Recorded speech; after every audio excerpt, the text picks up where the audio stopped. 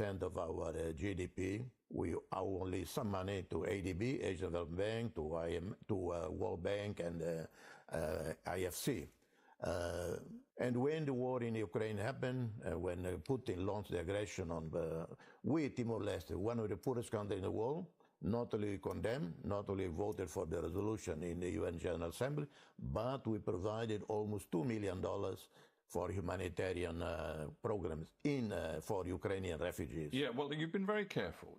I think this is a direct quote from you not so long ago. You said, "We will maintain an equal distance from all the major powers." But as you look at the world today, with an ever-widening rift, it seems, between the so-called global north and the global south, do you think it is possible to maintain that position? Well, of course, difficult, next to impossible, to be neutral between an aggressor who violate UN Charter, international law, invade another one, in this case, Russia and Ukraine. But at the same time, we should refrain from demonizing Putin, from demonizing even the Russians, as we should refrain from demonizing Israelis because of what's happening in Gaza. I want to come back, because we've talked plenty about Israel-Palestine and your international advocacy, but I do want to come back close to home. You say equal distance from all the great powers. I wonder whether when it comes to practical issues, like seeking massive investment for the oil and gas production that you want to undertake in the so-called Greater Sunrise oil and gas field off your coastline, whether it's going to be possible to maintain friendships across the piece. If you go with the Chinese to help you, that will upset the Australians. If you go with the Australians, they want you to take the pipeline into Northern Australia. Your own political party colleagues say, no, we have to have the processing of the gas on our own land. You've got all sorts of choices to make, which either upset Beijing or upset Australia. You have done an incredible research for this interview. We would be happy to have billions of dollars from the United States, billions of dollars from China. Well, U.S. should be the last person, the last country to worry about China, because China is the biggest buyer of U.S. debt. Until recently, $3 trillion of Chinese money in the U.S. The Australians, they rented the port of Darwin, a very strategic port. They lease it out to China for 100 years. We haven't leased anything to China. We don't have any loan from China, but we have a great relationship with the United States. Your Prime Minister, though, was recently in Beijing. Yeah. You said, in support of a closer relationship with China, you said China has hardly ever invaded anyone, and that China ever invading Taiwan was unthinkable. The Australians then said, goodness me, it looks like Timor-Leste is getting close to China, even in terms of a security relationship. And that made the Australians very upset. It comes back to this thing. In today's world, it's very difficult to maintain friendships across this political divide. I don't mind at all the Australian media speculation about how we are becoming a Chinese. I don't mind, because by doing that, we get more attention from Australia and the United States, so we benefit from that. But the reality is, most of all our security cooperation partnership on military is with Australia and the distant Portugal. Our police cooperation is with Australian Federal Police. We don't have any military cooperation with China. We have a military cooperation, police cooperation with Indonesia, a bit with South Korea, with Japan. And China is a global economic financial power. So is the US. They are disputing maybe the #1 position. And we simply get along with both. Doesn't mean we don't have more affinities with the U.S. Well, because we are a democracy, very dynamic, multi-part democracy. We have one of the freest media in the world. So we have some differences with China, but we don't lecture China. on how they conduct their political system. Leave aside geopolitics, there's another element to your current dilemmas, and that is climate change and what your decision to push ahead with this massive oil and gas exploration and production offshore will mean for your own country. Because on the one hand, you say, the Western world should pay us vast amounts of money not to explore oil and gas. And at the same time, your own government is absolutely determined to push ahead with production. Yeah. Our CO2 contribution to pollution in the atmosphere is 0.0000. You can add many zeros from here to the studio all the way to the street.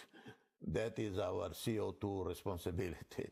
And the problem is that the climate change that is already baked in is going to affect your country very badly. According to the Asia Development Bank, climate change could cost as much as 10% of Timor-Leste's annual GDP over the next 70 years. This is a grave problem, and it seems to me your government is going to exacerbate it by pushing ahead with a major oil and gas production project. But we already, in parallel to developing the non-renewable energy, in this case particular gas, which we need to finance our own development, we already embarking on renewable energy, solar energy projects. One project is starting soon, more than $100 million investment. Sure, I'm sure, Mr. President, you know the phrase, the oil curse. Would you recognize that it has been something of a curse for Timor-Leste? Your current oil and gas reserves are running out. Your economy is in terrible shape. Poverty is at 45%. Oil and gas haven't and probably will never deliver prosperity for your country. The so-called the oil curse, someone concocted the phrase and everybody repeated. The so-called oil curse is what given us billions of dollars over the years, enabling us to invest in roads, in bridges, in universities. That 20 years ago we have electricity coverage only in the capital, now in 96.1% of the territory. But with respect, you still have by far the lowest GDP in Southeast Asia. I talked about a poverty rate of 45%. The World Bank says over 30% of your population is illiterate. Some people say that you're in danger of becoming a failed, if not failing state. I mean, we've talked about your long career. You have to take some responsibility for that, don't you? Well, I take any responsibility. I don't take credit for anything good. I take responsibility for anything that goes on. I have no problem with that. That is my commitment in these last few years of my journey towards the sunset. Well, President Horta, we hope you have many more years to come, but I thank you for being on Hard Talk. Thanks. Thank you so much. Thank you.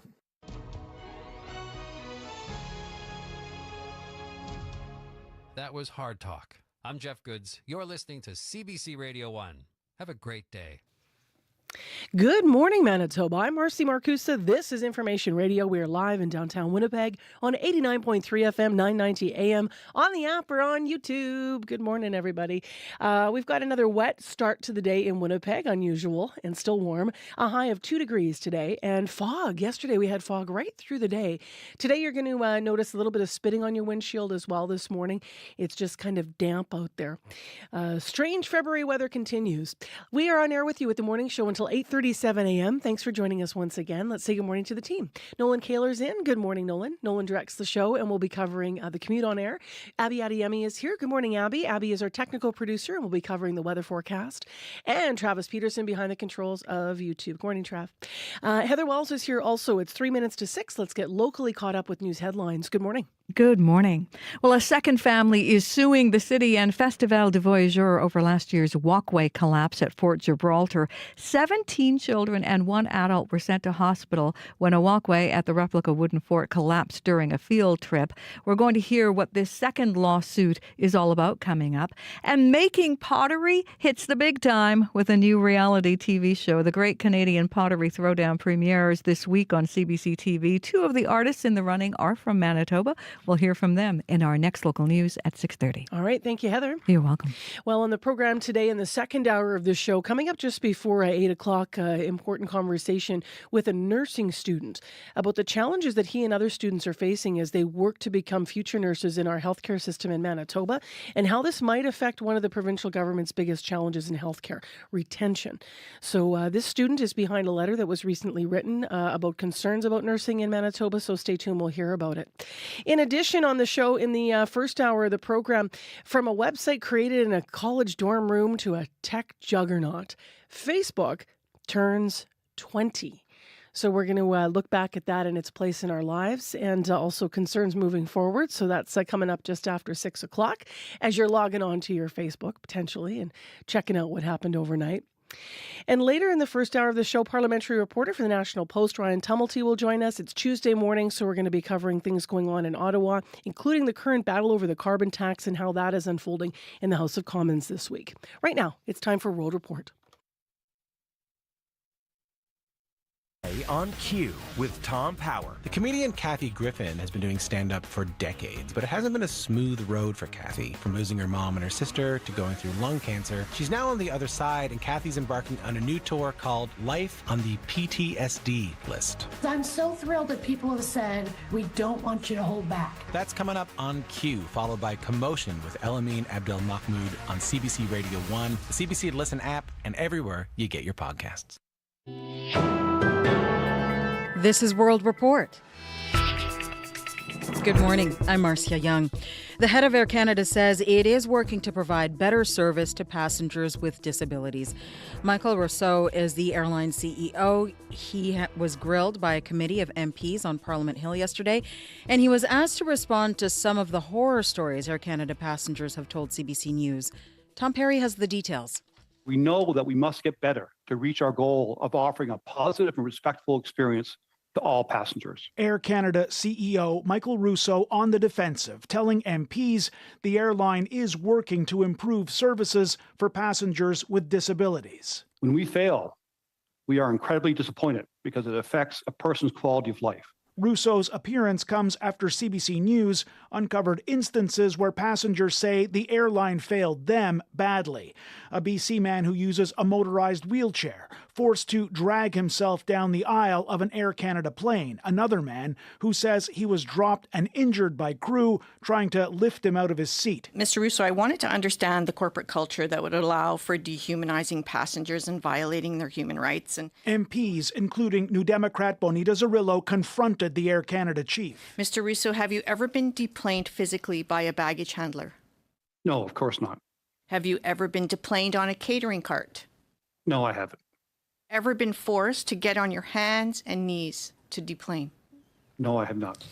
This is the reality of people with disabilities who have shared some of their stories with me. Rousseau says Air Canada has brought in new measures and better crew training to make sure incidents like this don't happen. But MPs on the committee sounded unconvinced. Tom Perry, CBC News, Ottawa. Today is day 2 of the criminal trial of a high-ranking former member of the Canadian military charged with sexual assault. Hayden Edmondson was the military's head of human resources. He has pleaded not guilty and denied any wrongdoing. As Kayla Hounsell reports, his accuser will testify again today. It's been very stressful on her and her family. Paul Champ represents the woman accusing retired Vice Admiral Hayden Edmondson of rape. He's charged with 1 count of sexual assault and 1 count of committing indecent acts. The woman, whose identity is protected under a publication ban, told the court she was deployed on a Navy ship more than 30 years ago. Part of her job was to wake officers for their night shifts. She said Edmondson's behavior progressed. She eventually found him naked. Then, she testified, he raped her days later. Edmondson was one of several high-ranking military members accused of sexual misconduct in 2021. Champ says the start of this trial is a long time coming. We have seen very few cases that have made it to trial and very few convictions of senior officers, notwithstanding this massive number of women who came forward. Edmondson has pleaded not guilty. His lawyer has said he looks forward to restoring his reputation. Kayla Hounsell, CBC News, Ottawa. Nikki Haley's campaign says she's asked for protection from the U.S. Secret Service. Haley is Donald Trump's last major challenger for the Republican presidential nomination. She told the Wall Street Journal she's getting a growing number of threats. The Secret Service often provides security to some presidential candidates. U.S. Secretary of State Antony Blinken is in Cairo this morning. He is there to help push for a truce in the Israel-Hamas war. A war that some say is causing more economic hardship in the occupied West Bank. It is run by the Palestinian Authority, but many Palestinians are accusing Israel of punishing them for the actions of Hamas. The CBC's Chris Brown has more from Ramallah. This is the production line for Alibaba Chocolate Wafer Cookies, a successful Palestinian family business just outside of Ramallah that's been rocked by the economic fallout from the October 7th attacks. Operations manager Majid Sinokrat says the Gaza portion of his business is totally gone, destroyed. The warehouses, the delivery vehicles, and 10 staff are missing. I don't know if they are alive, they are dead, we don't know. In the West Bank, Israel's security services have increased roadblocks and checkpoints to thwart terrorists, they claim. But Sinokrat says the delays and congestion, sometimes hours long, are disrupting supply chains. I don't know why, and it's just something to put obstacles for the Palestinian economy. 1/3 of that economy was made up of Arab-Israeli purchases in the West Bank and from Palestinians who earned incomes in Israel. Now, their work permits have been canceled, meaning a lot of the spending money has dried up. Around 48% of the written checks are returning. Palestinian economist Samir Hulea says people are scraping by. You will not have shelter, you will not have salaries, you have nothing. Things will erupt. Israel's government defends the measures, saying there have been hundreds of attacks committed by Palestinians in the West Bank since October the 7th. There have been discussions about easing the restrictions, but the Netanyahu government's far-right ministers are opposed. Chris Brown, CBC News in Ramallah. People in Senegal are outraged over their government's decision to postpone the presidential election. They were supposed to go to the polls this month. Now the vote will be held in December.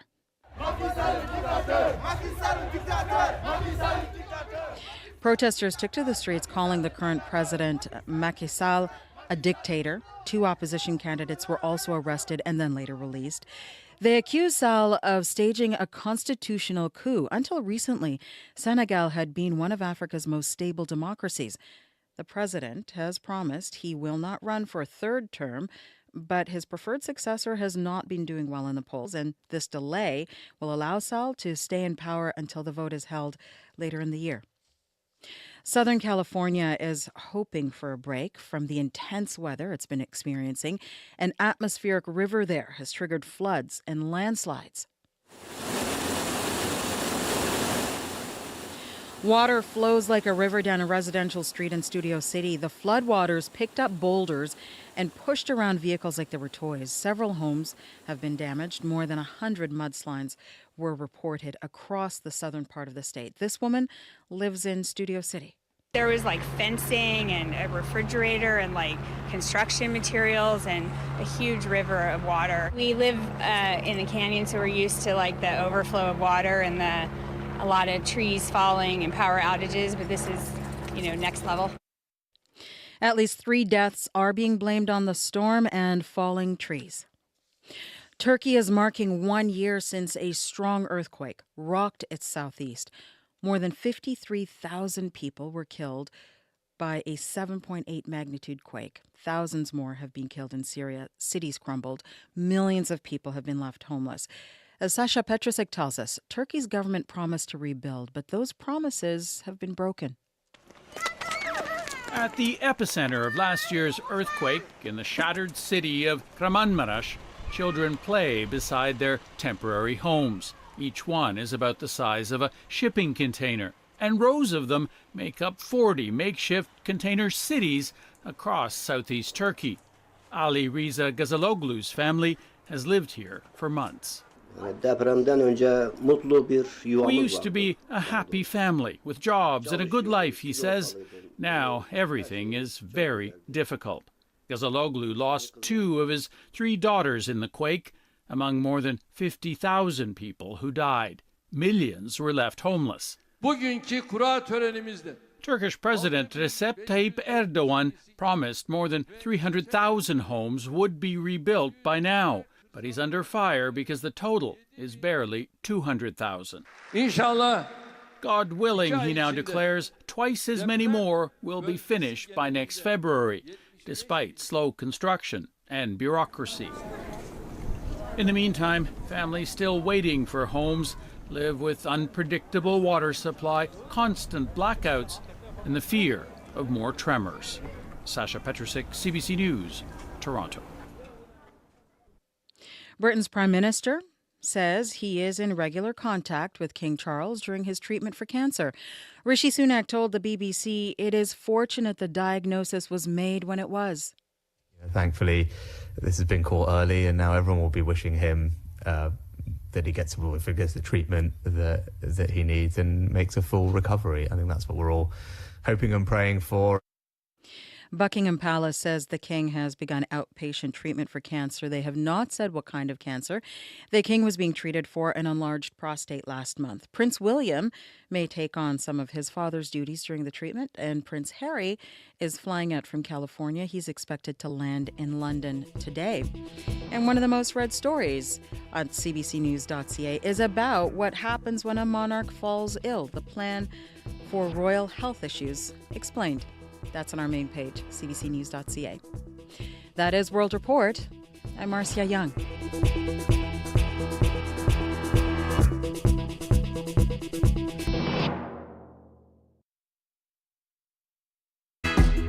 Good morning, everyone. I'm Marcy Marcusa. This is Information Radio. You're on 89.3 FM, 990 AM on the app or on YouTube. Light drizzle out there, 1 degree, still wet. Thanks for joining us this hour on the program. From a website created in a college dorm room to a tech juggernaut, we're looking at Facebook as it turns 20, and we're asking you on Facebook, what has it added to your life? And what's the downside? So 2 questions there for you to weigh in on. And if you're not on Facebook, call us. Tell us why. 788-3205 or post on YouTube if you're on YouTube this morning. Also this hour on the program, every 9 minutes, someone in this country goes into cardiac arrest. Would you know what to do? We're going to speak with the Heart and Stroke Foundation about a new report that just came out. And coming up at 10 to 7, we'll get the latest on the battle over the carbon tax and how it's unfolding in federal politics this week. Right now to local stories with Heather Wells. Good morning. Well, critics say a plan to fold a Northern hockey team for the sake of competition would be a disservice to players. The Norman North Stars compete in the Under-18 AAA Hockey League. That league is considering a proposal to fold the teams in Thompson and Kenora and send those players to one of 10 other teams in the province. We're going to hear from the president of the North Stars coming up. And a report is going to look at ways to help Winnipeggers who are struggling to pay their water bills. St. Boniface Councillor Matt Allard has raised a motion asking for options to protect people against high water bills. That's coming up as well in our next local news at 6:30. Heather Wells, good morning. Good morning, Marcy. Nice to see you. Nice to be back here. Yesterday, I was actually taking a day. I was working on another project, and then I was had the opportunity to go to the Canadian Museum for Human Rights to learn more about the Indigenous strategy rolled out from CBC, and just beautiful performances and comments from elders and chiefs and people who represent various, different communities, First Nations, Inuit, as well as Métis, and it was a lovely event in terms of the cultural celebration of everything. Yeah, it looked really colorful. It's actually, you can see it on our website as well. We've got some photos up. Yeah, so if people miss that, they can check it all out. And yeah, it's nice to be back. It's weird though. It is weird, Abby Adiyemi. Good morning, Marcy. The weather's weird. It is weird. The drizzle is just making me confused. Everyone who was here yesterday, there were some people, as you can imagine, that came nationally for CBC for this, and actually people that even came in. I mean, Tanya Tagaq was in town, right? Mm-hmm. Oh, Sorry, a lot of people were fangirling over and fanboying over Tanya Tagaq, but a lot of people coming from the north, and Tanya worked CBC North for many years, but they were all saying, what is going on here? Like, this is not Winnipeg weather at all. And I thought about it, stepping out this morning, seeing the freezing drizzle. I was expecting it to taper off overnight, and I'm like, I need some snow, and the region needs some snow. The region needs some balancing. Absolutely. I was just, and then I started flashing back and forth about global warming and its impact, other places, what the farmers are going to be feeling like, the cattles, and I'm like, okay, I just have to take a moment and breathe. And then I stepped on the sidewalk, and some parts were kind of tricky because some were slippery, and then some were cracking underneath, and I'm like, yeah, it's absolutely strange out there. And today we're not going to get more freezing. We might get more melting. Yeah, we might get more melting, but right now the city is at 1 degree with fog and freezing drizzle. That's going to taper off as we move through the morning. This period of drizzle will taper off, leaving us with cloudy skies. There are also risk of freezing drizzle later on, though it's going to come off and on, so you need to take it easy on the roads. The high for today will reach plus 2 degrees, but keep in mind that fog that we've been experiencing like the whole of yesterday into the start of today is still with us, and zero visibility. It's going to be near zero visibility for you, so you need to take care as you commute this morning. And for commuters with the risk of a freezing drizzle, make sure you give yourself some extra time. Just let those running lights go, the headlights run, and then travel at a good, safe distance. But currently, Winnipeg is at 1 degree. All right, thanks, Abby. You're welcome. Good morning, Nolan Killer. Good morning. So Abby's already nodding to sort of the sidewalks being a bit icy. Anything else going on? That was exactly what I was just about to mention as well. We heard it yesterday on Up to Speed from Councillor Matt Allard about icy sidewalks as well. If you want to hear that full conversation, it's over on the CBC Listen app. So do take care as you're making your way on foot around the city of Winnipeg today. Also, we got a phone call already this morning from Thomas. He is on Highway 16 at Nipawa, heading west, and he's reporting partially covered with light, wet snow, so certainly some slick conditions out on Manitoba highways as well. But he says the vision is not too bad, so some good news and a little bit of cautionary news as you are getting around on the highways today. If you see anything else out there on your commute, either on the highways or in the city of Winnipeg, give us a call on the CBC commuter line. The number is 204-788-3093.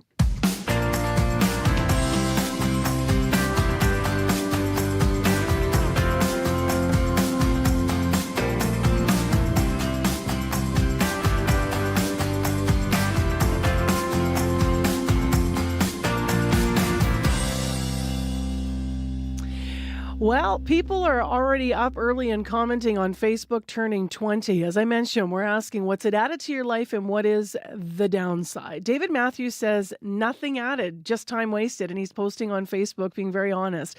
My opinion is too many lonely people in need of real life communication. Get out and meet people or visit people who are not able to get out.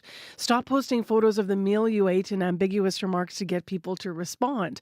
So David looking at the downside and being a little critical of Facebook.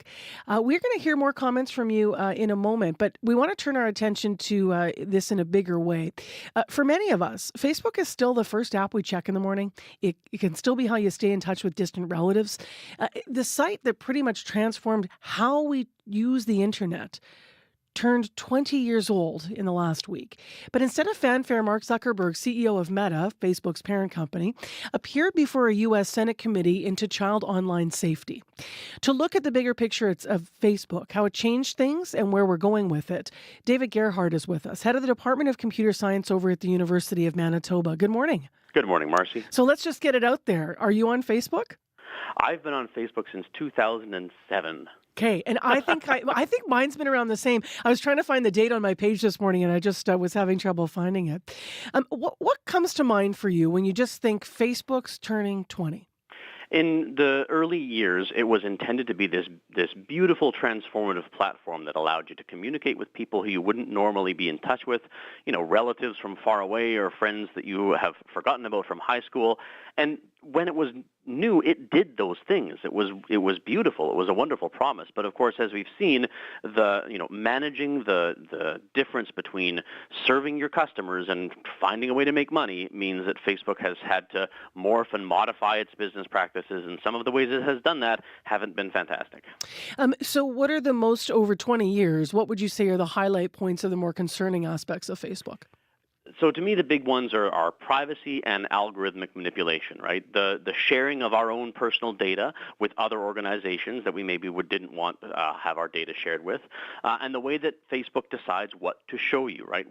Whose post does it show you first? Which advertising does it show you first? How does it target your feed versus how it targets somebody else's feed? And the way that sort of separates us into these social media bubbles where we're only talking to people who already agree with us. Do you think that everyone realizes at this point in 2024, do you think everyone actually can grasp why that might be a concern, that your Facebook page is actually not representative of, the world or even your immediate community, right? It is really a bubble. Well, and it makes it very difficult to talk to people who you might disagree with, right? If you're used to talking to people who more or less share your opinions, then you don't develop your opinions in a sort of productive way. It's this echo chamber. And then when you go and talk to somebody else, they're living in literally a different reality than you are. And so the fact that I'm getting at, realize that, or has this been detrimental to us connecting as human beings? I think it's been detrimental. And I think it's possible to realize that in your brain, but still not really feel it in your heart when you work with people, when you talk to people. And so and it's the same on all of these platforms, right? Because these companies are trying to serve ads to make money, and the best way to do that is to micro-target these feeds to the individual likes and interests of each individual person. And so this sort of schism that we're seeing is part of the reason of the schism is because these social media platforms have become the primary form of communication for a lot of people a lot of the time. I really like that you acknowledge that even if you know this in your head, it doesn't mean that it's not impacting your behavior. It's something for all of us to think about. You talked about the concerns over the years, and I was mentioning, what's going on right now with Mark Zuckerberg appearing before this U.S. Senate committee about child online safety.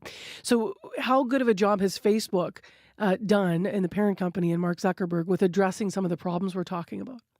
I think he's probably done as good as can be expected, considering that there are 3.5 billion people on his platform, and the platform is one of the largest advertisers in the world. There really isn't any good way to have these arguments, because whatever he says that might appease some folks, others are going to be disappointed.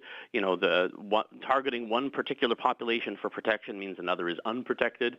The childhood aspect, I think, is a really big problem, because people, when they're young and their brains are not fully developed, are impacted more by the problem of spending all day on their screens, right? Like adults, when they spend all day on their screens, that's one thing. But children, their brains develop differently when they doom scroll all day long. And so that's a thing that I don't think Facebook has appropriately addressed yet. Listeners continue to write in as we're talking here this morning, David. So Kelly Hughes says Facebook is a tool, an invaluable tool to keep in touch with anyone and almost everyone. Yes, people say it's a time sucker, but that's how you're using it. So it can connect people with accessibility or mental health issues to the world in a way that was more difficult before. So that's an aspect we haven't talked about yet. It's true. The connections, I think, are really positive, but the way that those connections then modify our behaviors, I think that's problematic. And it's easy to say, oh, just stop scrolling, but it's a psychological, behavioral, it almost feels like an addiction, and it's very difficult to break those sometimes. Where's it going next, Facebook in the future? What do you think? Facebook has had this amazing ability to pivot. It is moving into the new forms of social media, the TikTok clones that it's produced. It's able to move into artificial intelligence, virtual reality. I don't think as a platform it's going away anytime soon. You going to stay on it? Have you ever taken a Facebook break or I take social media cleanses from time to time, but I think it's probably going to be one of the fundamental forms of communication for me in the future. Yeah, you know what? I have not taken a break myself. I've tried in the last year. I started it for work. I swore I wouldn't be on it. And then sort of it did become a tool in that way to connect in an easy way. And I love that about it. I love being able to write to people, but I'm always mindful. that it's just the people that are in my algorithm on the page, right? That's right. So, all right. Thank you Thanks a lot. Well, you could be listening to the radio and not on Facebook at all, and you're still in the pool here. So if you want to weigh in on Facebook, call us 788-3205. If you're on Facebook, weigh in on our question. That only works if you're actually running. A police recruitment campaign that capitalized on the popularity of true crime. And an alternative audio track for Disney's Pocahontas that tells the truth behind the fairy tale. We carry our ancestors with us. Putting the awe in audio on Under the Influence with Terry O'Reilly. Thursday morning at 11:30, 3:30 p.m. in Newfoundland. And on the CBC Listen app. I should mention we were just in conversation there with David Gerhardt, the head of the Department of Computer Science over at the University of Manitoba. Light drizzle in Winnipeg. You're going to need your wipers. It's 1 degree in the city. We're going to be around, probably around 2 for the day. This morning you could be dealing with fog, just like we did through most of yesterday. Speaking of yesterday, a new report came out from the Heart and Stroke Foundation. It highlights the importance of fast action in saving lives, given that every 9 minutes, someone in Canada suffers an out-of-hospital cardiac arrest. That's 60,000 people every year. But could you intervene and help? A lot of people couldn't. Christine Hood from the Heart and Stroke Foundation was in conversation yesterday with guest host Brittany Greenslade on Up to Speed about the new report. It's a number that's alarming, and we used to think that approximately 35,000 cardiac arrests happened out of hospital every year, but this new report with new data is showing us that that number is actually closer to 60,000. So we have been underestimating that number, and this is significant. And we also know, as you said, that only 1 in 10 people survive. I want to just get into some of the terminology because we're saying cardiac arrest, and that's different than a heart attack. They're not interchangeable. So a cardiac arrest is often referred to as an electrical problem in the heart. So it's like a breaker switch has been turned off. The electrical system stops working and the heart's no longer able to pump blood to the brain and other parts of the body. So somebody experiencing cardiac arrest will collapse, be unresponsive. They might not be breathing normally or not at all. And a cardiac arrest is different from a heart attack. Although a heart attack can lead to a cardiac arrest, a heart attack is more like a plumbing issue in the heart. Blood flow to the heart muscle is slowed or blocked, but the heart keeps pumping blood. And the person having a heart attack is often still conscious, though they will be in distress, and experiencing some of those symptoms such as chest pain, sweating, nausea, etc. But a cardiac arrest, somebody experiencing that collapses and is unresponsive. So an important distinction that we need to make between those two. So what are we seeing as some of the main issues that are leading to cardiac arrest? Well, causes can be unknown, but main causes are arrhythmias or irregular heart rhythms. Other causes include coronary heart disease. As I mentioned before, a heart attack can lead to a cardiac arrest, and certainly congenital or other trauma events can also contribute to a cardiac arrest. Are we seeing any notable differences between how this is impacting men and women? Well, the data shows that roughly 2/3 of out-of-hospital cardiac arrests are among men. But certainly out-of-hospital cardiac arrest can happen to anyone at any age. And I think, we see a lot of coverage with the young athletes where this happens on occasion. So it can happen to anyone. Yeah, and I'm glad you brought up that age because when we think about when we think about heart attacks and strokes and cardiac arrest, these medical issues, we often think that they impact an older population. But what are you hearing about younger Manitobans and younger Canadians that are suffering from this? Lots of different things can cause the cardiac arrest. Like we said, risk factors and things that are related to aging certainly can be at play. But some of these congenital issues and some of these irregular heart rate issues are not necessarily age-related. And sometimes those sorts of things can result in a cardiac arrest amongst, the broader population. We know that performing CPR can be critical in helping save a life. In these cases, how often are we seeing a bystander able to jump in and keep someone's heart pumping and that blood flowing? Like you said, doing CPR and using an AED doubles the chance of survival, so it's really a critical step that we can all take. But we know that bystander CPR rates, they vary across the country. Somewhere between 42 and 72% is the rate. But we also know that bystander AED rate, or the willingness of somebody to use an AED as a bystander, is only 13%. So that's really quite low, and we really want to see these numbers increase. Is it a reluctance for people? I think it is. I think people are reluctant to act because they might lack the confidence, they might be afraid of doing the wrong thing, or they might be afraid of harming someone. And we really need people to know that if someone is in cardiac arrest, you can't harm them. You can only help them. And as far as using an AED, I mean, it can seem a bit daunting, but we really need people to know that you can't hurt someone with an AED.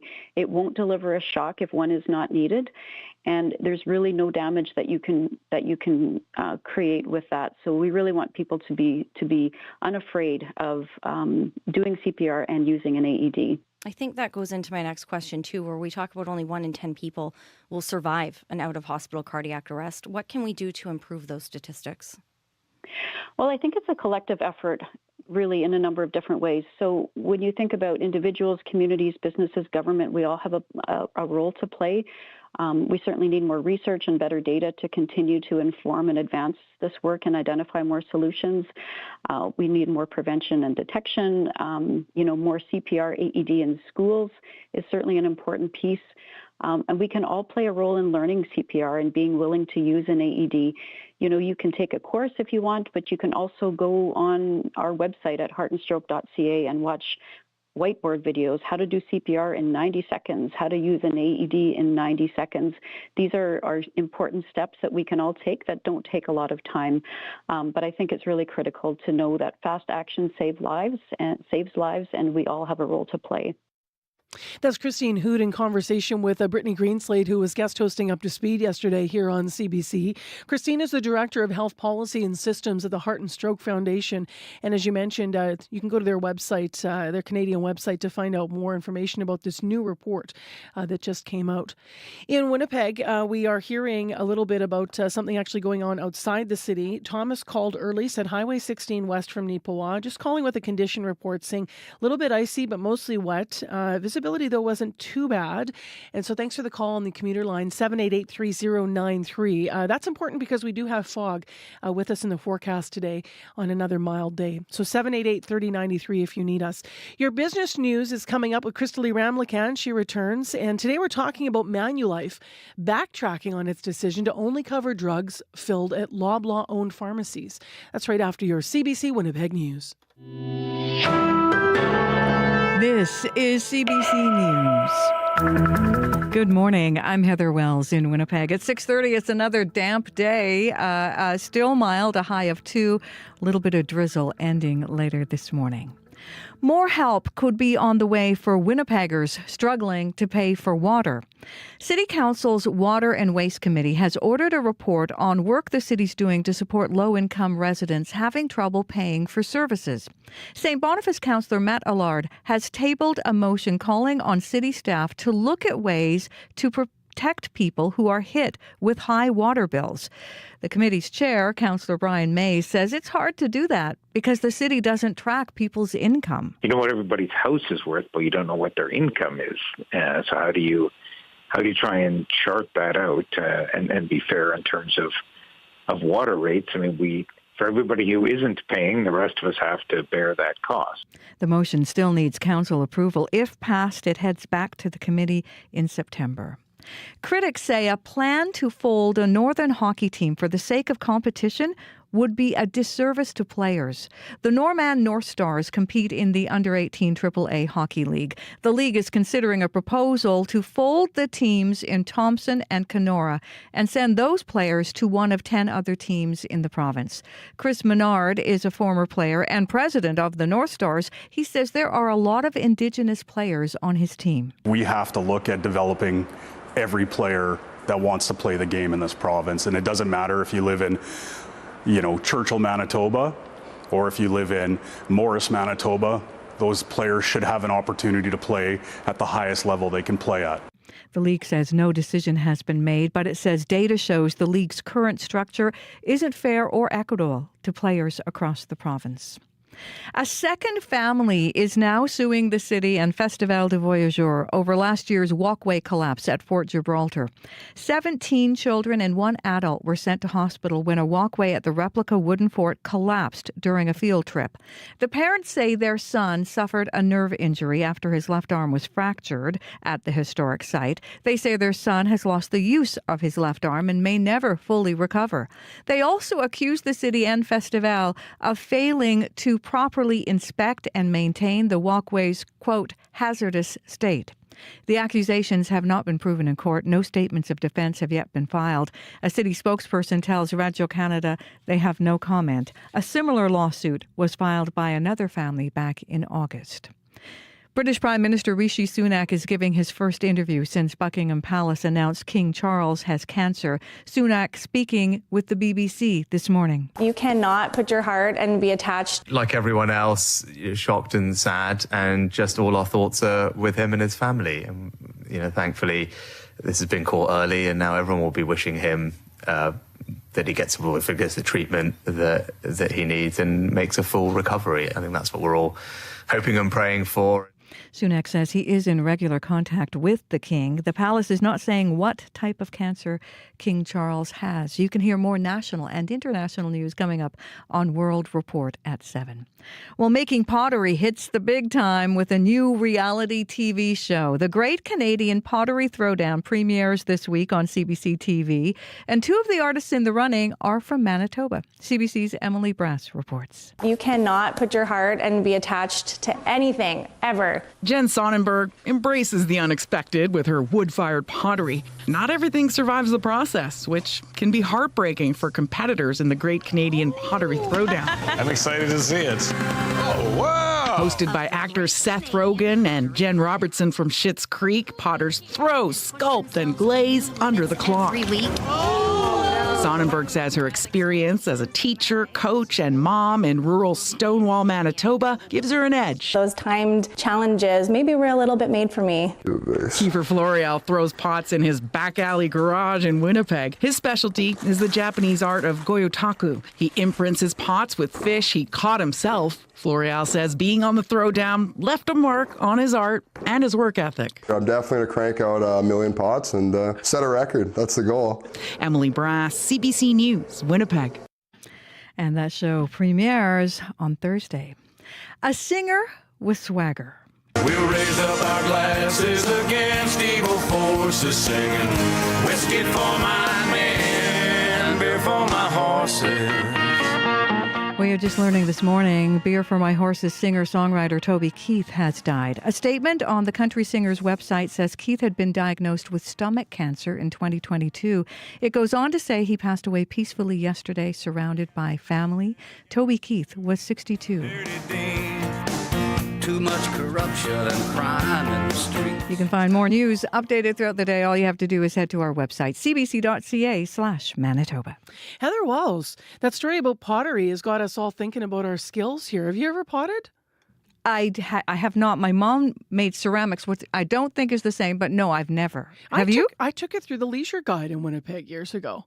Yeah. And were you good? What'd you make? Oh, no, I was terrible. I was impatient. That was the problem. So the instructor would be like, okay, you can work on this more next week. And I'd be like, it looks good. I'm cutting it off. What did you make? Bowls. I still have the bowl at home, actually, that I made. It's just terrible. But vase, I think I made a vase. And yeah, I was like a 5-year-old making ashtrays, I think. You know what I mean? That's so funny. But apparently Abby's potted as well. What have you made, Abby? Not on a wheel, but kind of more out of the molding clay stuff? Yeah, not in that line. The reason I got attached to pottery is because we were learning about types of soil back in Nigeria, and we had a lot of clay soil back in Nigeria. So when you're in that class and the teacher is trying to teach you about it, he makes us come to school with clay. Okay. And then it's going to tell you to mold something. What did you make? I made a very ugly pot at some point. Yeah, it was very, very ugly. And then as time, looking forward to that class, more of it, I started learning to make little houses, little people, nice, little dogs and trees, and it was really fun. So more like a molding clay. Yeah, like a molding clay. I love that. Okay, well, Abby and I don't sound like we're going to be at the next Makers Fair. I'm just going to be, I might just go for the audition and just make the judges smile. You're going to try to get on the show? I'm just going to go for the fun of it. I think you're ineligible. I hate to break it to you because we work at CBC, but, yeah. I know. Maybe we'll try to get you in the back door. Let's get into the forecast. What do we know? Right now, we're still at 1 degree in Winnipeg. We're expecting periods of drizzle to taper off later, leaving us with cloudy skies. There's a risk of freeze and drizzle later, so take it easy on the roads. Brandon, you're currently misty, and we have a fog advisory for you. You are at 0. It's going to be cloudy today. You've got 60% of snow this morning, with a risk of freeze and drizzle also coming your way. And with that fog, there's going to be near zero visibility at times this morning. You're looking at a high of 2 degrees. Thompson is currently minus 16 with light snow, and this period of light snow will be ending as you get into the mid part of the morning, and then the day would clear up, but there's also going to be fog patches you'll be experiencing this morning, which will be dissipating, and temperatures will be falling to minus 18. Then it's going to rise later. Good morning, Churchill. You are at minus 25. It's clear. The temperature is actually falling to minus 29 this morning, and then the wind chill is feeling like minus 40. So you need to be careful out there. Gimli is having dense fog. You're currently at 0. Periods of drizzle will definitely be ending for you this morning. Then it's going to be cloudy. You have that risk of freeze and drizzle for you, and near zero visibility at times because of the fog. You will see a high of 1 degree. Dauphin is currently at 0. Steinbach is at 0. Morris is at 0. Most of southern Manitoba, you're seeing fog, and we're looking at high of +1s and +2s. All right, thanks, Abby. You're welcome. Nolan Kaler, how's the commute? Well, you mentioned the fog just now, Abby, and obviously that's going to carry over into highways in southern, all the way up kind of into central Manitoba this morning. We did get a call from Thomas, who is heading westbound on the Highway 16 just outside of Neepawa, who reported that the vision wasn't so bad, but the problem was the light and wet snow that is partially covering the highways in that part of the province and making things a little bit slick out there. So do drive to the conditions. Here in the city of Winnipeg, nothing major to report, although I should remind listeners about the Abanoje-Mikana from Pembina to River. You're losing the eastbound curb lane and middle lanes today. Those are closed for sewer work and will be until February the 19th. So that's obviously going to cause some quite major delays as we get into the heavier traffic portions of the morning. If you see anything else out there on your CBC commute, though, give us a call on the CBC commuter line. The number is 204-788-3093. Thanks, Nolan. You bet. Krista Lee Ramlican's been waiting on Zoom to connect with us. Hi, how you doing? Hi, good morning, Marcy. I'm doing well. How are you? I'm well. Let's talk business reports. And something actually that's we were talking about in a previous report. Manulife has now decided to backtrack on its decision to only cover drugs filled at Loblaw-owned pharmacies. So I know this deal was only announced less than a week ago. So why are they backtracking? Yes, that's right. So the deal sparked backlash from customers, drug policy experts, and independent pharmacists who said the plan would degrade the quality of care for patients. So now the insurance company says it will cover specialty drugs filled at any pharmacy. And the company says it's making this change so quickly because feedback is deeply rooted in the company's long-standing history and culture. And the decision ensures Canadians have choice, access, and flexibility in managing their health. Now, this initial deal would have impacted around 260 medications for complex, chronic, or life-threatening conditions. And this kind of plan is known as a preferred pharmacy network arrangement, where an insurance company deals exclusively with one or several pharmacies in exchange for lower costs. Now, they are common in the U.S. and are gaining traction here in Canada. So for more on this, here's David Soberman, who is a professor of marketing at the Rottenham School of Management at the University of Toronto. If the Loblaw's network offers Manulife more attractive costs, for example, lower dispensing fees, then the insurance company wins and the pharmacy wins. But the real point is that it isn't necessarily at all a win for the people that belong to the plan. And over the long term, it can lead to a reduction in competition at the retail level, which is to everyone's detriment. But other experts say these kinds of arrangements could increase competition and patients would benefit from lower costs. Let's go to another story. The head of the central bank in the United States says that interest rate cuts will happen there, but not anytime soon. So what else was said? Yes, that's right. So the chair of the Federal Reserve, Jerome Powell, was on 60 Minutes Sunday, and he said there needs to be more progress towards prices cooling before the bank can make a move. Powell says the Fed's next meeting in March is probably too early for policymakers to feel sure enough that inflation is coming under control to, go ahead and reduce rates. So for more on this, here's Colin Szynski, who is the chief market strategist at SIA Wealth Management. It's important for the Fed to convince Americans that they are serious about fighting inflation and that, no, they really don't want to let it get away again, because a lot of people are really struggling because the central banks made the mistake a few years ago of letting inflation get away on them. So it's really important that he drove that home. Now, many forecasters had predicted that the Fed's rapid campaign of interest rate increases would have caused a recession, but employers have been hiring there and wage gains have finally eclipsed price increases in recent months. So even though there are elevated prices for many products still, including groceries, today's economic situation in the U.S. is better than what economists and Fed officials had expected just a year ago. It's the best of a bad situation, in other words. To another story as well before markets here. Why are shared Spotify accounts wreaking havoc in couples and in some families as well? Well, people are sharing their accounts on the audio streaming service and are accidentally or intentionally interrupting each other's listening. So people, of course, don't want to shell out for a separate premium account. So they share their login information with one another. And when this happens, one device's listening activity can actually override another's. And, people can see what others are listening to in real time. So, that can create some opportunity for pranks and interruptions. Some people have even gotten into Spotify showdowns with strangers after they forget to log out of smart TVs when they stay at Airbnbs. And, of course, it also throws off the algorithms that recommend songs and form custom playlists.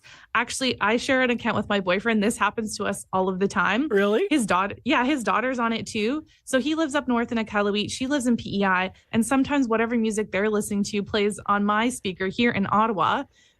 Does anyone have really good taste in music, or do all of you have really different taste in music? Because it's such a personal thing. Yes, we all have very different tastes in music. So my Spotify Wrapped had, at the end of the year, it shows you who you've listened to the most. It had artists on there that I never even heard of. Like, I was like, what is this song? I don't know this song. I never even listened to it. It could be beneficial. My husband has amazing taste in music and really varied and like thousands and thousands of songs. So I always just sort of live vicariously through him, where I'm kind of lame and I just have like a handful of things. But it could really backfire. Like if you've got someone that, the drill, loves country and you just love rock and roll. It's the old stereotype, but funny. Yeah, exactly. Well, me and my boyfriend's taste is very different. Although he does like to add songs to my playlist that he thinks I will like, which is kind of nice sometimes. Aw, sweet. Yeah, it's kind of sweet. But obviously Spotify does offer duo or family accounts, but that multiple people can listen to without interruption. But of course, that's going to cost more than just having a single account that you share. Markets today, what do they tell us? So in Europe, markets are higher as investor confidence remains robust, despite the lack of a clear timetable for interest rate cuts. Germany is down right now. The UK and France are both up. In Asia, China and Hong Kong stocks are surging, but other markets are declining. Japan is down. Shanghai and Hong Kong are both up. Oil is up 49 cents to $73.27 US per barrel. Gold is down $1.30 to $2,041.60 US per ounce. And the dollar is just slightly down 0.01 of a cent to 73.84 cents US. All right, take care. Thanks, you too, Marcy. That is Crystalie Ramlichan on Zoom this morning with our business news.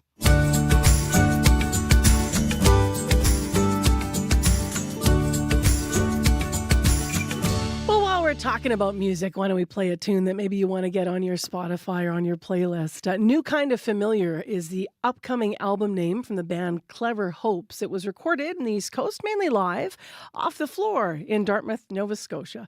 Here's a single from their upcoming release. This tune's called Blue Parachutes on CBC.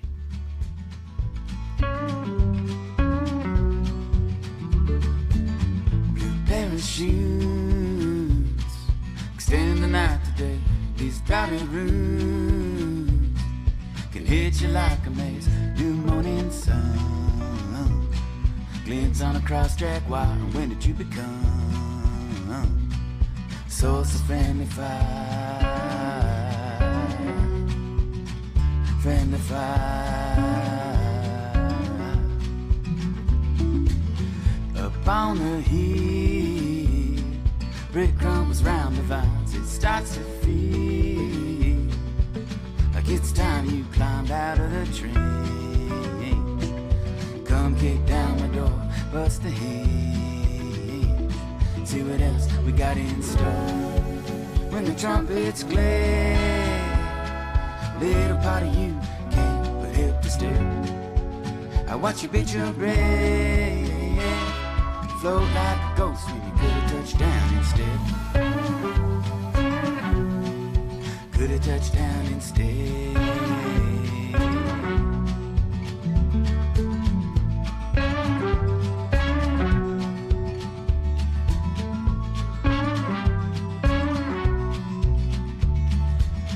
Unwind the time to the breath between our lips, hung out to dry with all those words that we let slip. Now we're broken, and the smoldering remains can't hold us back from sharing this refrain. When the trumpets play, a little part of you can't but help to stay. I watch you bait your breath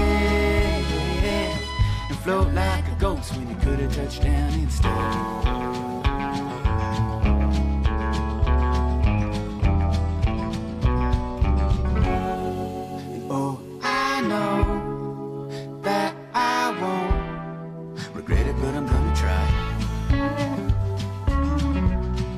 Yeah, I'm gonna try. It's just all so familiar.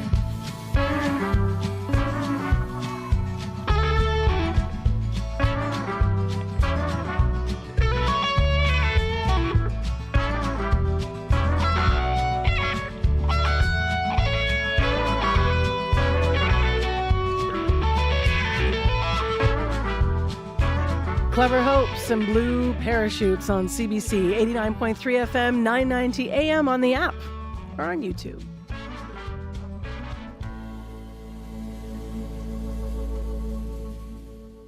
Big finish. Light drizzle and 1 degree in Winnipeg. And we're going for 2 degrees today in the city of Winnipeg. So really mild again. And fog still today. So risk of freezing drizzle, fog with near zero visibility at times this morning.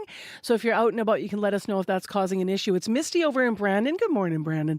It's 0. And up in Thompson, hi Thompson, light snow and minus 15. However, it will improve for you much through the day. Your daytime high up in Thompson is 3 degrees.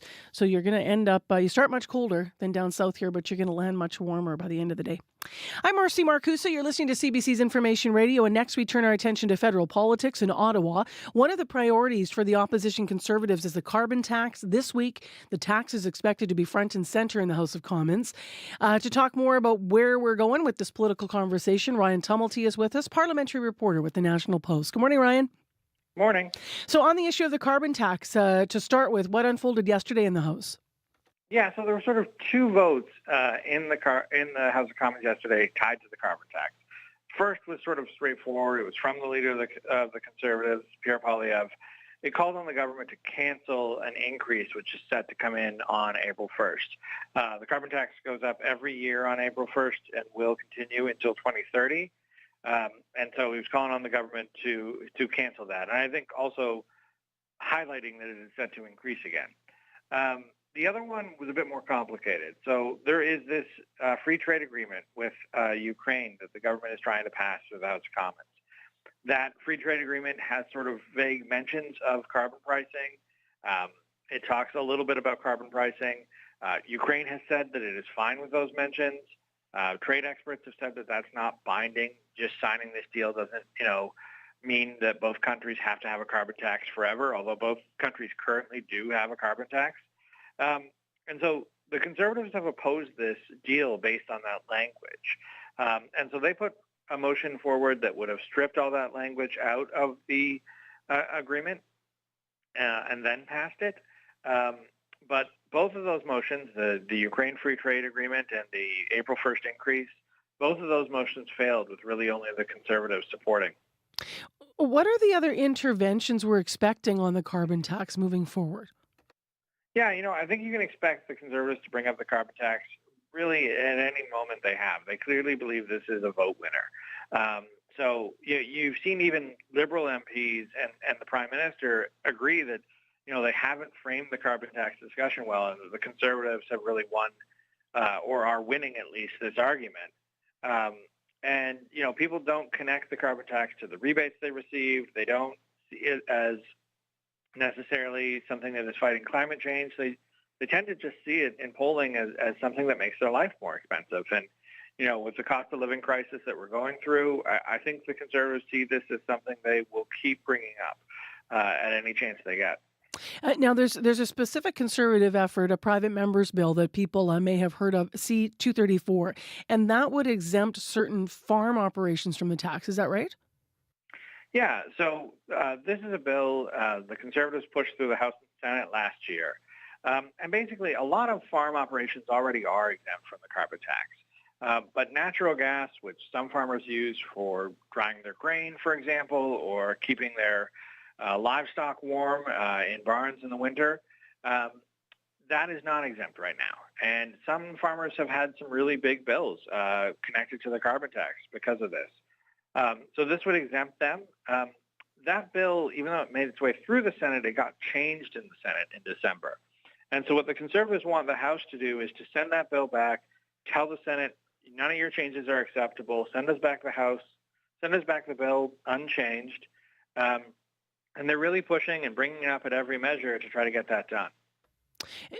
If carbon tax was first on the opposition leader's list of priorities for the current sitting, what's second? What's next? Yeah, so, it's a very short list of priorities, and he's boiled it down to a slogan now that I'm going to try to get through. I'm not as good at it as he is, but he says, he promises to, quote, axe the tax, build the homes, fix the budget, stop the crime. Every single speech he gives now includes that line. And, he's really, I think, trying to tie into some very middle-class Canadian concerns right now about housing affordability, about, auto theft. We've heard him talk about that in recent days quite a bit. Some of these, small crime concerns, petty crime concerns. It's a very specific message, and he doesn't get pulled off of it. We've seen a lot of controversy this week about Alberta's legislation on parental rights or trans policies, depending on, your politics there. And, he has resisted commenting on that at all. And he's been asked a few times, and he's sort of not wanted to talk about those things. He wants to keep that message and the conversation about affordability. What are you watching for this week, just to move off of the Conservatives before you go here overall as the House of Commons kicks into its second week? Yeah, well, we've talked about this aggressive line that the Conservatives are taking. I'm really interested to see what the Liberals are doing and how that is changing. They came into the spring session, I would say, a little bit more feisty, a little bit more elbows up. We've seen them, for example, in this past week, highlight that one of the Conservative leader's key advisors, at least her lobbying firm, worked for Loblaws, the grocery giant. We've seen the Prime Minister calling out individual Conservative MPs for some of their takes or their comments in the past. So, I think the Liberals are recognizing that this polling lead isn't a fluke. It isn't going away on its own, and they're taking much more aggressive approach to responding to it. All right, Ryan, thanks for the analysis this morning. Appreciate it always. No problem. Ryan Tumulty joins us most Tuesdays. He is a parliamentary reporter with the National Post as we touch base with what's happening in federal politics. It is 3 minutes exactly to 7 o'clock. We do have something major developing in traffic, or I shouldn't use the word major. We have something that seems significant developing in traffic. Nolan will give us those details in a moment. Right now, let's go to Heather Wells for developing headlines. Good morning. Well, more help could be on the way for Winnipeggers struggling to pay for water. Council's Water and Waste Committee has ordered a report on work the city's doing to support low-income people who are having trouble paying for services. So we'll hear a little bit about that. Also, a second family is suing the city and Festival de Voyageurs over last year's walkway collapse at Fort Gibraltar. Their parents say their son suffered a nerve injury after his left arm was fractured at the historic site, and they say he's lost use of his arm. A similar lawsuit was filed by another family last August. I'll be back with more Manitoba news at 7:30. All right, thank you, Heather. You're welcome. So, Nolan, what's happening on the commute? So we got a phone call from Chris, who is just south of Confusion Corner on Pembina Highway, and he was reporting that northbound and southbound Pembina Highway are closed in both directions with only one lane to get by going northbound, with what he described as several emergency vehicles on scene there. We're going to try and get you more information on that in the next couple of minutes. And in the meantime, do take care as you are traveling on that part of Pembina Highway coming up on Confusion Corner. If you see anything else out there on your commute, 204-788-3093 is the number to call. All right, thanks, Nolan. Of course. Thank you for the call, Chris. In the next hour of Information Radio after 7 o'clock, nursing students at multiple universities across Manitoba are raising concerns as they work toward getting their credentials. We're going to talk to the Canadian Nursing Students Association about what he's hearing from students after an open letter was put out last week and released to the public. So stay tuned. Plus, staying with healthcare stories, we're going to hear how Riverview Health Centre is helping seniors with dementia and Alzheimer's by reminding them of their past. Our community reporter headed there and has a story for us in the next hour. And right after 7 o'clock, let's talk hair. I don't have to tell you this if you're a black woman. It can be hard to find a salon that knows how to do your hair. But a Winnipeg stylist is dedicated to changing that. We're going to talk to her and hear more about her mission to boost hair equality in the city. And she says it's something that is often missing from hair school when people are taught about how to do hair. So we're going to hear more about what she's doing to change that. That's all coming up on Information Radio. Thanks for making us part of your morning on CBC. World Report's next.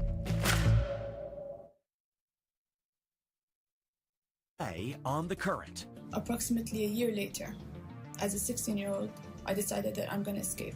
The ruler of Dubai has promised to modernize life for women in his country, but some of the women in his own family, born into luxury, have risked everything to run away and escape his control. A new podcast looks at why, coming up on The Current. The Current with Matt Galloway. This morning at 8:37, 9:07 in Newfoundland, and on the CBC Listen app. This is World Report. Good morning. I'm Marcia Young. Healthcare staff in a remote Saskatchewan First Nation say it is not safe to do their jobs. For the past year, drug and gang violence has been a serious problem in the community. The situation is so bad, the local health centre has had to temporarily close. Sam Sampson brings us the details. We have reached our breaking point. Registered nurse Sarah Vandenbroek says she and her colleagues can't do their normal jobs out of fears for their own safety and a deluge of shooting, stabbing, suicide, and domestic violence patients. So they're cutting down on non-emergency care in Pelican Narrows to focus on saving lives and avoiding burnout. We have no time to debrief, and then we are literally back at work again the next morning. The First Nation has been under a state of emergency for more than a year due to drug and gang-fueled violence. Chief Karen Bird says everyone lives in fear with gunshots resounding daily.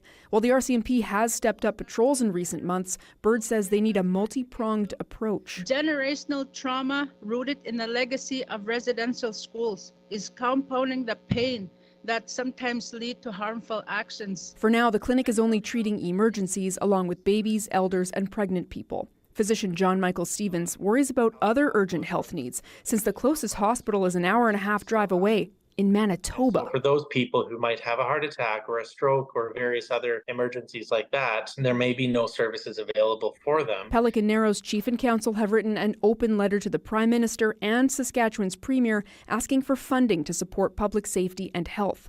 They call it a national concern. Sam Sampson, CBC News, Regina.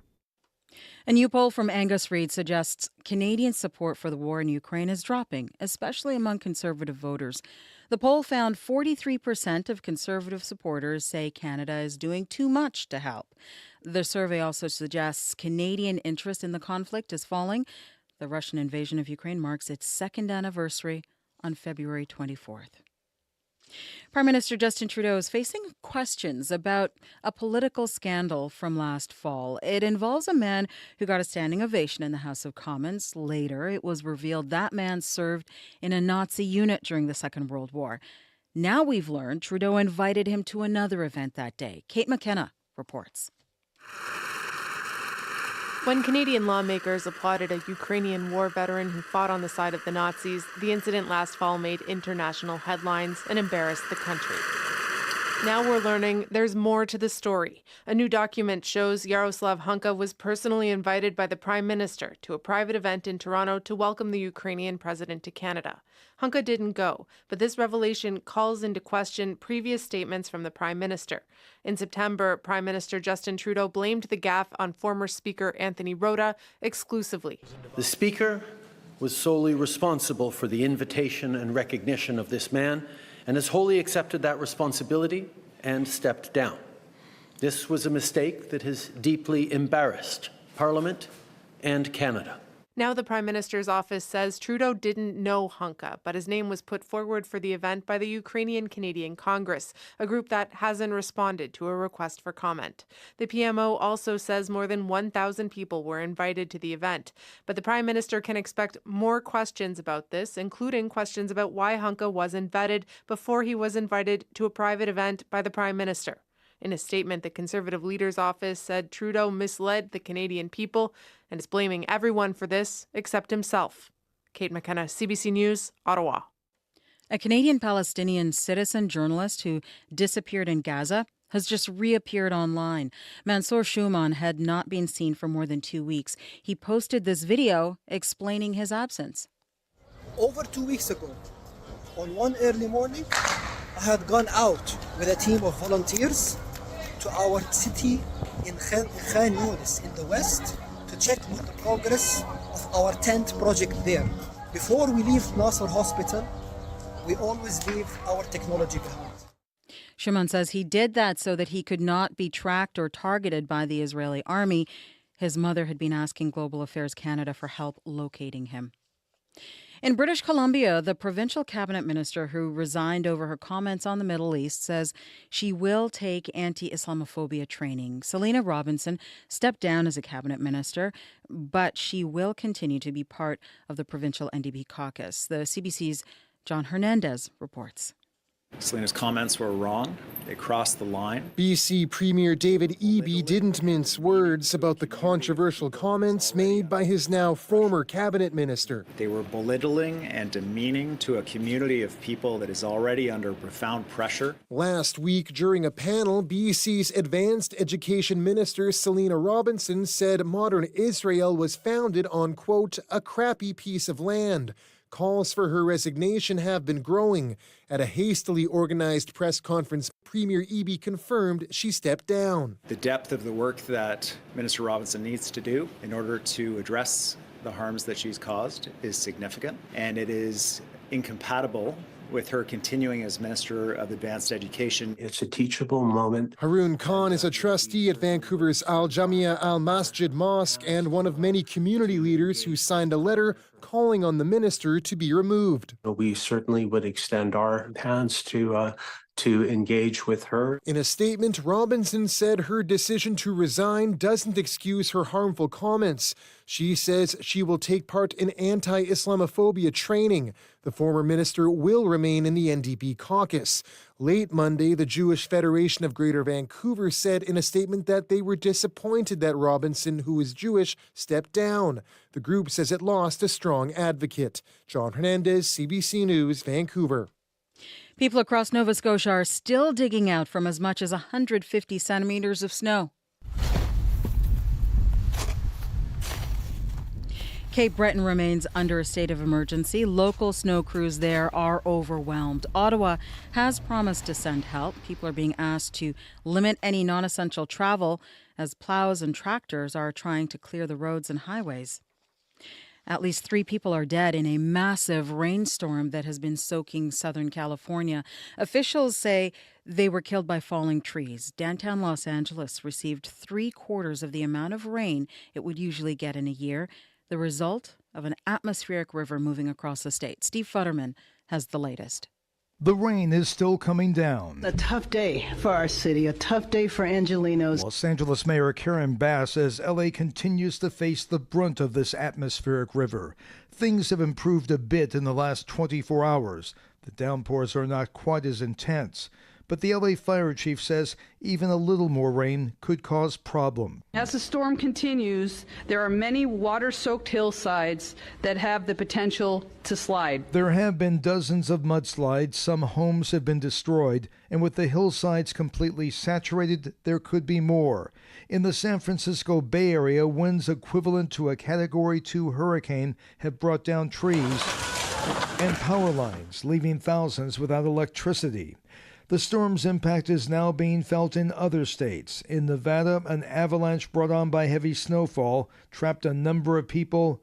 They have all been rescued. Steve Futterman for CBC News, Las Vegas. Leaders from around the world are sending well wishes to King Charles. He's being treated for cancer. Buckingham Palace says it is not related to the treatment he received for an enlarged prostate last month. CBC's Abby Kodawson has the latest. Thankfully, this has been caught early. And British Prime Minister Rishi Sunak confirming this morning a piece of information that was not provided by Buckingham Palace yesterday when it announced King Charles's cancer diagnosis. The palace says the king started treatment on Monday without saying what type of cancer he has. He will continue his state duties, but has postponed all public engagements. Here's an institution that absolutely depends on public interaction. Robert Hardman is a royal author. He says the monarchy found a way to achieve that crucial interaction even during the pandemic with Zoom calls. David, we actually ended up seeing and particularly hearing a lot more of the Queen than we were used to. Commentators say senior members of the royal family will surely pick up the slack, but the calendar is packed and the royal lineup is short. Before the king's coronation, the CBC's Adrian Arsenault spoke with his sister, Princess Anne, about even fewer working royals. It doesn't sound like a good idea from where I'm standing. And the royal who stepped away from it all is on his way back to see his father. Several British news agencies say Prince Harry was spotted at Los Angeles Airport. Abby Kodawson, CBC News, London.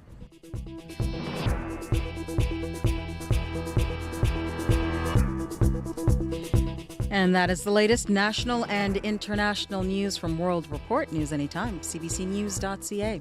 I'm Marcia Young.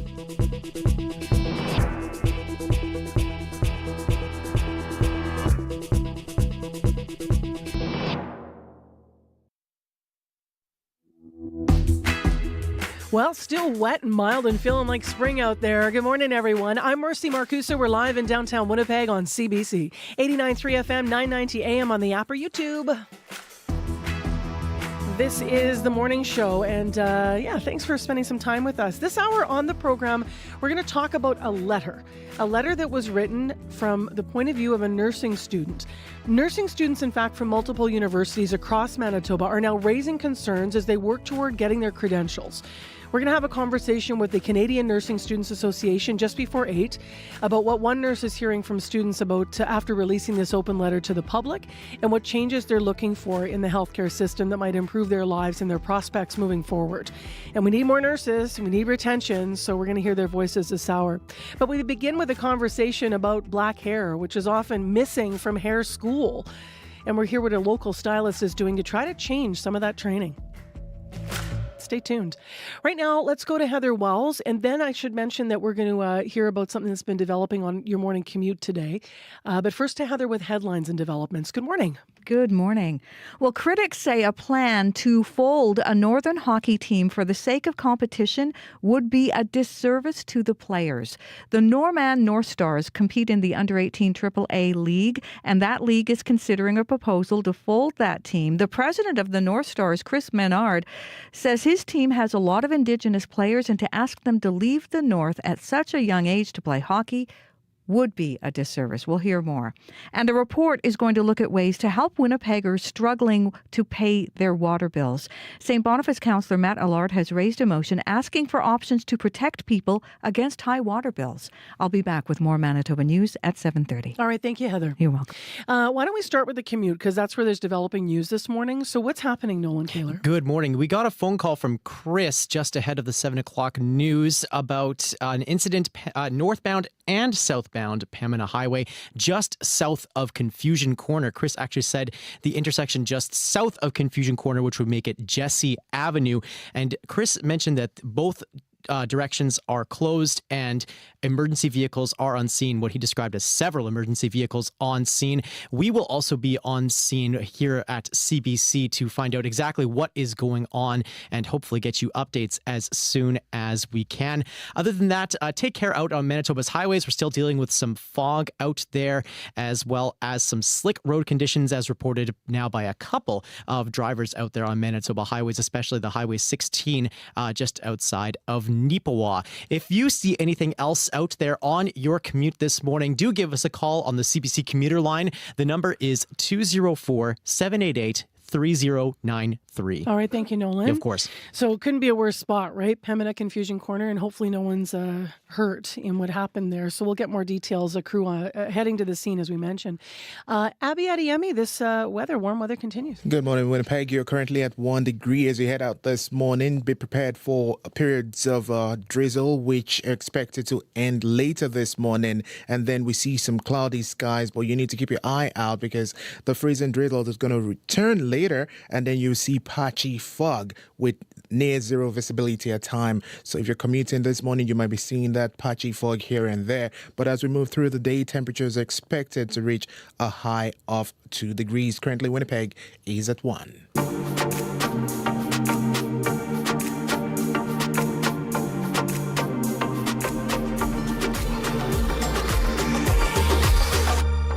Well, up first, locks, braids, twists, and extensions are just some of the ways that you can style black hair. But a lot of hairstylists don't seem to know that still. So if you're a black woman living in Winnipeg and you're listening, then you're probably nodding and saying it can be difficult still to find a salon that knows exactly how to do your hair. When my next guest, Praise Okumwabwa, was growing up, it was often a struggle, she says, to find stylists who could care for her afro, so she just taught herself.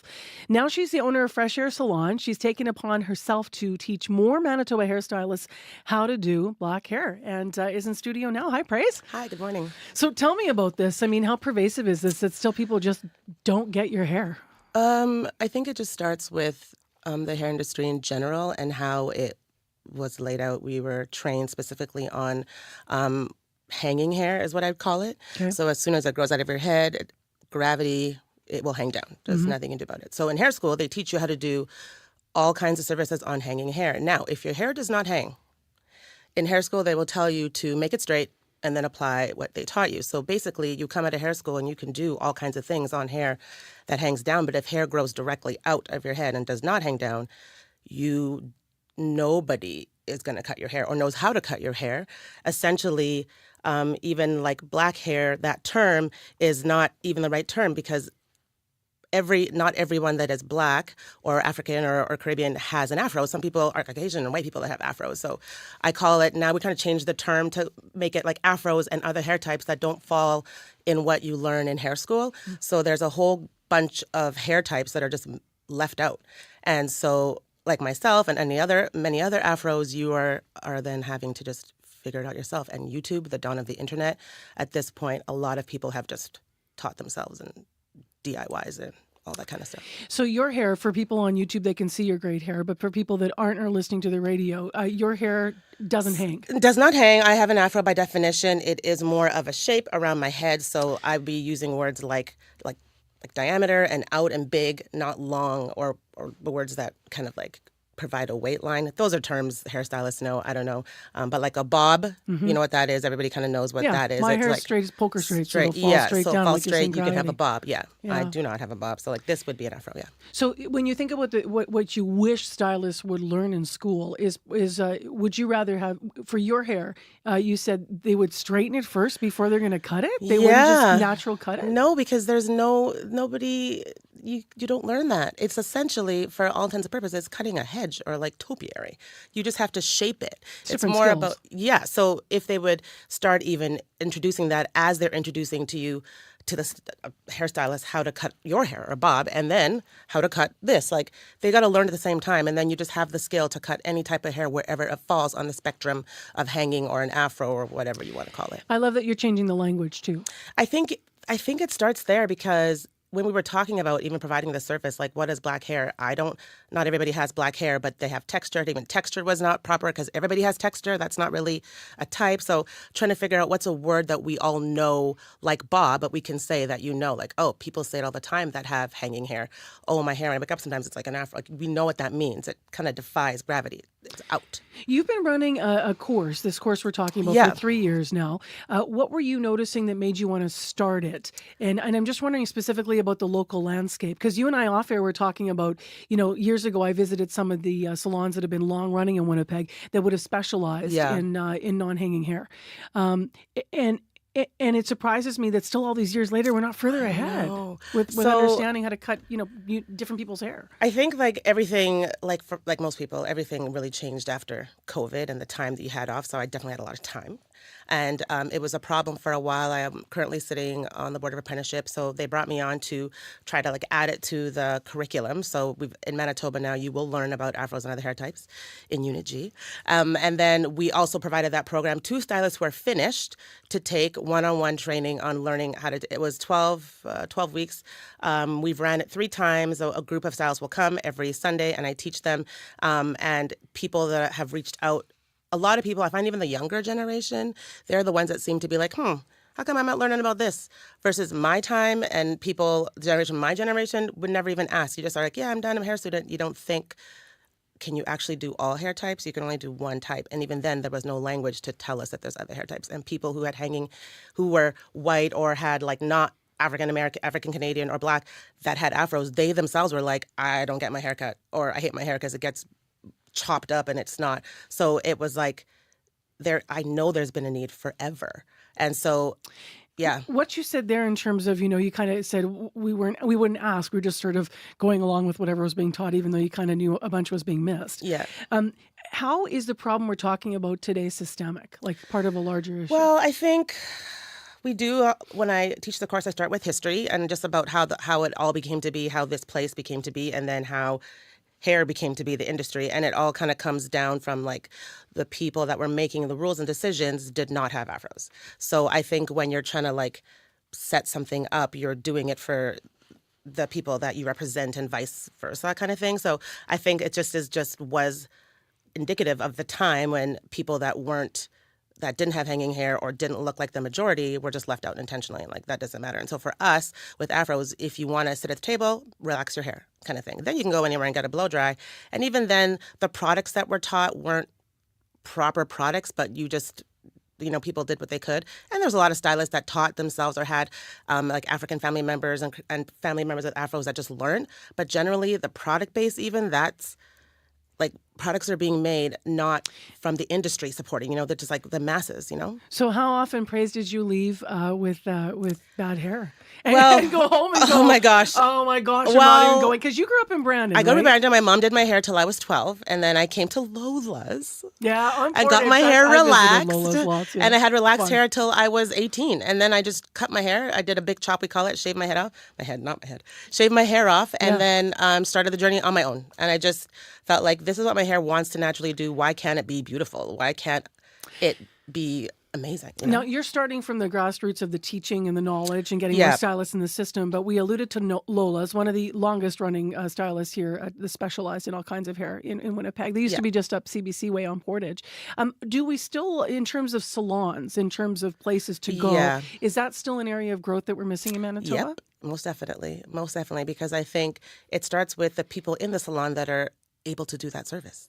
So if people can't do the service, it doesn't matter, like everybody. And you could still have people come in that have relaxed hair and then service them. But if your hair isn't relaxed, if you have curls, if you have hair that doesn't hang or afro type of hair, you just have to take a risk or referral kind of thing. But there definitely is a need for that, I think, to change and like spread around.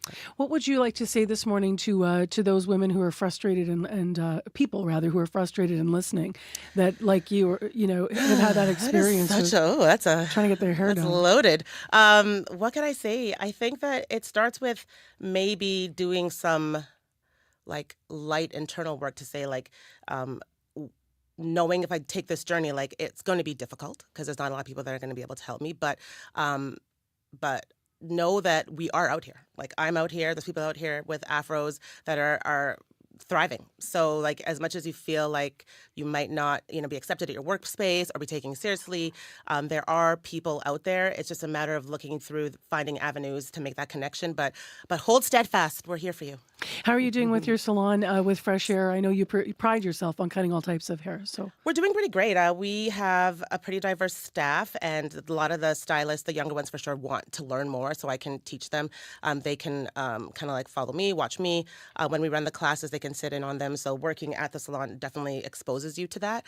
And it warms my heart because I've been doing hair for over 20-something years, and it's like probably in the past 10 to 8 years, it's been steadily like increasing, and with immigration and more people coming in, stuff like that, it's just like I'm hoping people will eventually learn that like this place does all kinds of hair legitimately. Thanks for coming in. Really appreciate having you in. Thank you. That's Praise Ukumabua, who is the owner of Fresh Hair Boutique, a salon that prides itself on cutting all types of hair, as I said. Now, they're started to offer courses on Afro and other hair types. And if you want to find out more about that course and more about what they do, please go to their website. It is freshhairboutique.ca, freshhairboutique.ca. Nothing can stop an Iron Man from stepping onto the frozen river to curl. Except the weather. This warm spell means the Ironman Outdoor Curling Bonspiel is being rescheduled to February 16th to 18th. Join us then for the family fun spiel we've all been waiting for. The Ironman Outdoor Curling Bonspiel, now February 16th to 18th, proudly sponsored by CBC. Your neighborhood, your community, your country, your world. Your news that matters. News that belongs to you. Your World Tonight. Every night, 7 days a week on CBC Radio 1. On demand on the CBC Listen app and everywhere you get your podcasts. Time right now is 7:24 a.m. on 89.3 FM, 990 a.m. or on the app or on YouTube. Thanks for joining us this morning. Nice to have you along with us. Hopefully your morning's going well so far. If you're getting ready to head out there, I saw people in rubber boots yesterday, and it's probably an okay choice. I know I was walking through a parking lot at the Forks, and my shoes were just covered in that wet clay. You have to kind of like rinse it off your boots after in a snow pile. It sure is mild. That's continuing. Light drizzle, as we mentioned, could be fog affecting you this morning, and it's 1 degree in Winnipeg, misty in Brandon, and 0, snowing in Thompson, and -17. You'll get warm later today, though, Thompson. I just want to mention that we do have a couple commute issues that we need to note here. One in particular, rather. This is a call that came in from Chris. We have people going to the scene, CBC crews heading to the scene of Confusion Corner at Pembina. Now, we had heard north and south Pembina was closed both ways in that area with emergency vehicles on site. We don't have more information about what may have transpired there. In fact, it may already be cleared or maybe it's blocked. So if you can update us, please call our commuter line, 788-3093 if you're heading through Pembina at Confusion Corner. Next on the show, it's time for sports. If you're a regular listener, you know that Scott Regerer is here this morning. Hello, Scott. Hey there, Marcy. So the Jets, let's start there. They play for the first time since the All-Star break. Games tonight. What are you watching? They're facing the Penguins. Well, to see how rusty they might be, both the teams might be for that matter. It's been 9 days off for most of them. Head coach Rick Bowness said it might take a period or two before both teams get up to game speed. Of course, the Jets are also looking to snap their losing streak. They had fallen 3 games in a row before the All-Star break. Despite that, though, the coach says he's pleased with how the team's been playing. Sometimes you're losing, you're playing poorly. We lost because we didn't score goals. You got to identify why you lost the games, and we weren't dissatisfied with totally, other than the 2 periods in Boston with our game. Biggest disappointment was the puck didn't go in the net for us. And obviously with getting Mark back and getting Sean in the lineup. As Bonus mentioned, it looks like top center Mark Scheifele will make his return to the lineup tonight, with new acquisition Sean Monahan slotting in right behind him on the second line as the centerman. So puck drop tonight, 6 o'clock. Let's move to soccer, Scott, where the world's best player is touring Asia right now, and it is not going well. Not at all. On Sunday, Lionel Messi and his club Inter Miami were in Hong Kong to play a friendly match, Marcy. 40,000 people turned out for it, paying on average about $125 each, most of them likely there to see arguably the greatest player ever, Lionel Messi. But citing health issues, he didn't play a single minute, which led fans to start chanting, "Refund, refund," which they didn't get, by the way. The tour continues in Tokyo tomorrow. Decked out in Miami's pink jersey that my son and pretty much every little kid I know has these days, Messi offered this. Unfortunately, that's just how it is in soccer. It can happen in any match that we have an injury. I couldn't take the field in Hong Kong, and it is unfortunate because I always want to participate. I want to be there, and more so when it comes to these matches where we travel so far and people are so excited to see our matches. So here's the thing. Lionel Messi has got a little wear and tear on the joints and muscles over the years. He's 36 now. There's no guarantee he can play from game to game. And I'm thinking for any footy fans listening right now who are considering a trip maybe to Toronto to see Messi come and play Toronto FC or maybe out to Vancouver to watch him play against the Whitecaps, there's no guarantee he's going to play. And I've just gone online and checked tickets. $350, the cheapest ticket to go see Lionel Messi play in Canada. And if I was holding one of those tickets right now, I wouldn't bet on actually seeing him in the flesh. Maybe on the subs bench, but we'll see.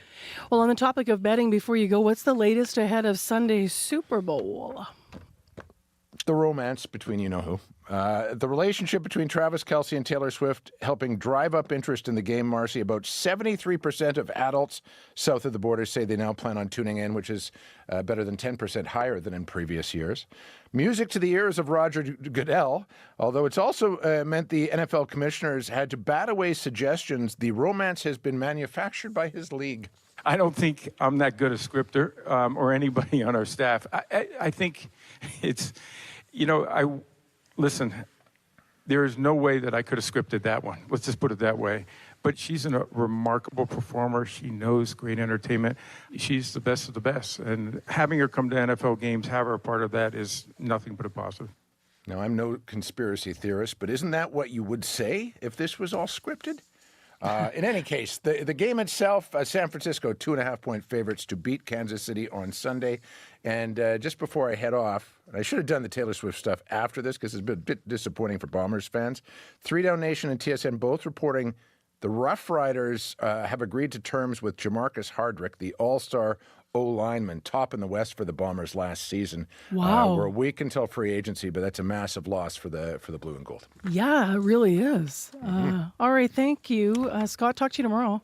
Sounds good. Scott Regehr with sports. Coming up in this half hour of the program, by the way, after the news, we're going to hear how Riverview Health Center in Winnipeg is helping seniors with dementia and Alzheimer's by reminding them of their past. So our community reporter recently visited there and has a story for us coming up after your CBC Winnipeg News.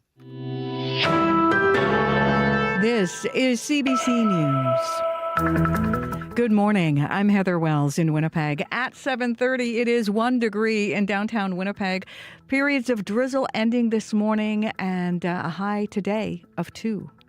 A cyclist has been rushed to hospital after a crash this morning on Pembina Highway. CBC reporter Megan Ketchison is there right now. Megan?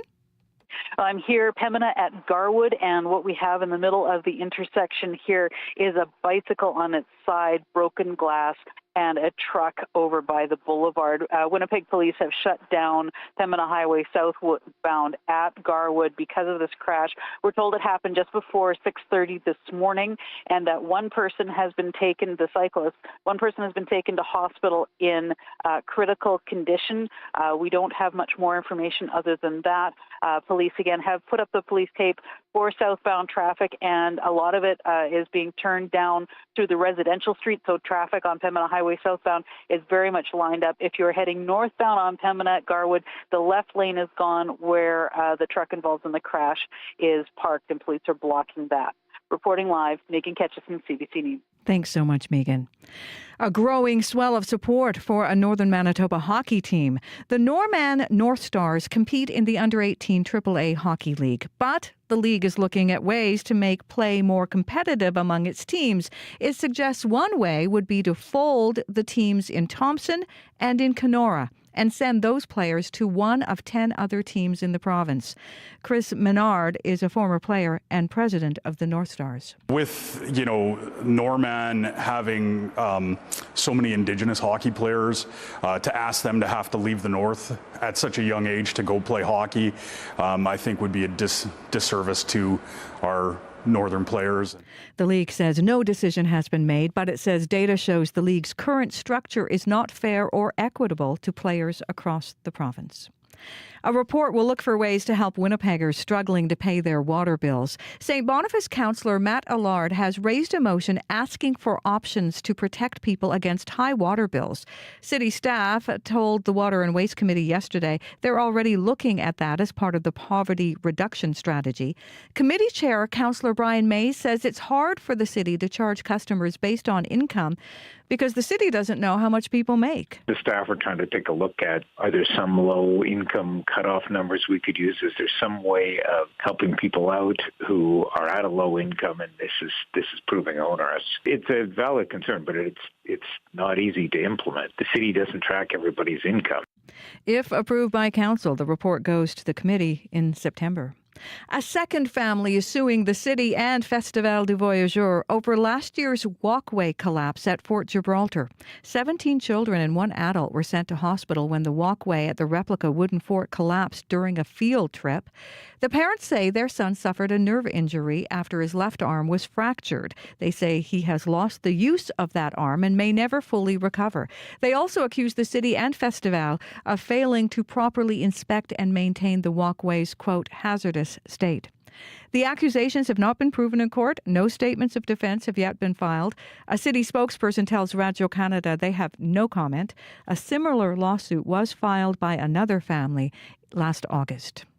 A Canadian-Palestinian citizen journalist who recently disappeared in Gaza has reappeared online. In a video posted today on social media, Mansour Schumann explains his absence.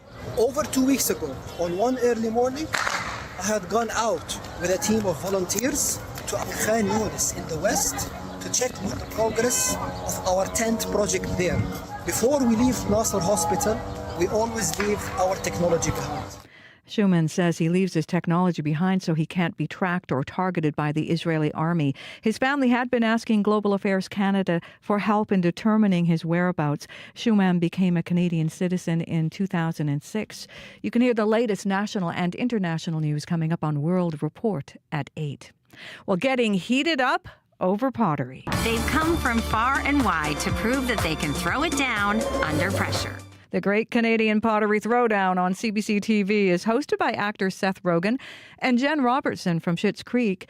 Like the beloved Bake Off series, potters from across Canada quickly put together elaborate creations while the clock is ticking, and things don't always turn out as planned. Two of the ceramic artists facing off are from Manitoba, Jem Sonnenberg from Stonewall and Kiefer Floreal, who lives in Winnipeg. It was insane to make pottery on a time frame like that. I've never sat down and started and finished something so big in one day or bam all at once. It was crazy in that sense. I have never timed myself making anything. So I just did not have a gauge at all for what I could do in a period of time, right? I can work under a lot of pressure. And you can find out how the Potters fared by tuning in to the Great Canadian Pottery Throwdown. It premieres on Thursday on CBC TV. And you can find the latest Manitoba news. Just head to cbc.ca/Manitoba. All right. Thank you, Heather. Let's get into what's going on in the forecast first, and then we'll talk traffic. As you heard in the news, we do have a serious issue that's developed this morning. But the forecast itself is really mild. Still mild, still at 1 degree. We're expecting that periods of drizzle to taper off, and then we will see some cloudy skies crawling after that. But that freezing drizzle will make its comeback later, so you need to take it easy on the road.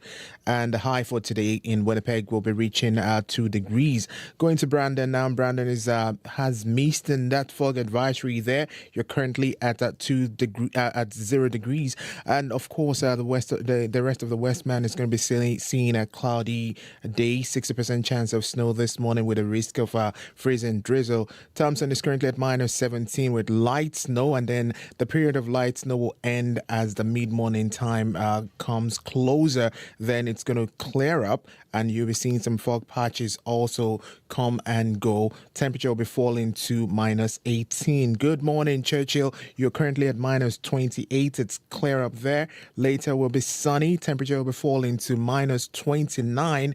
Then it's going to rise. And of course, the wind chill is going to feel like -40 this morning. So you might want to brace for that because there's a risk of frostbite in a minute.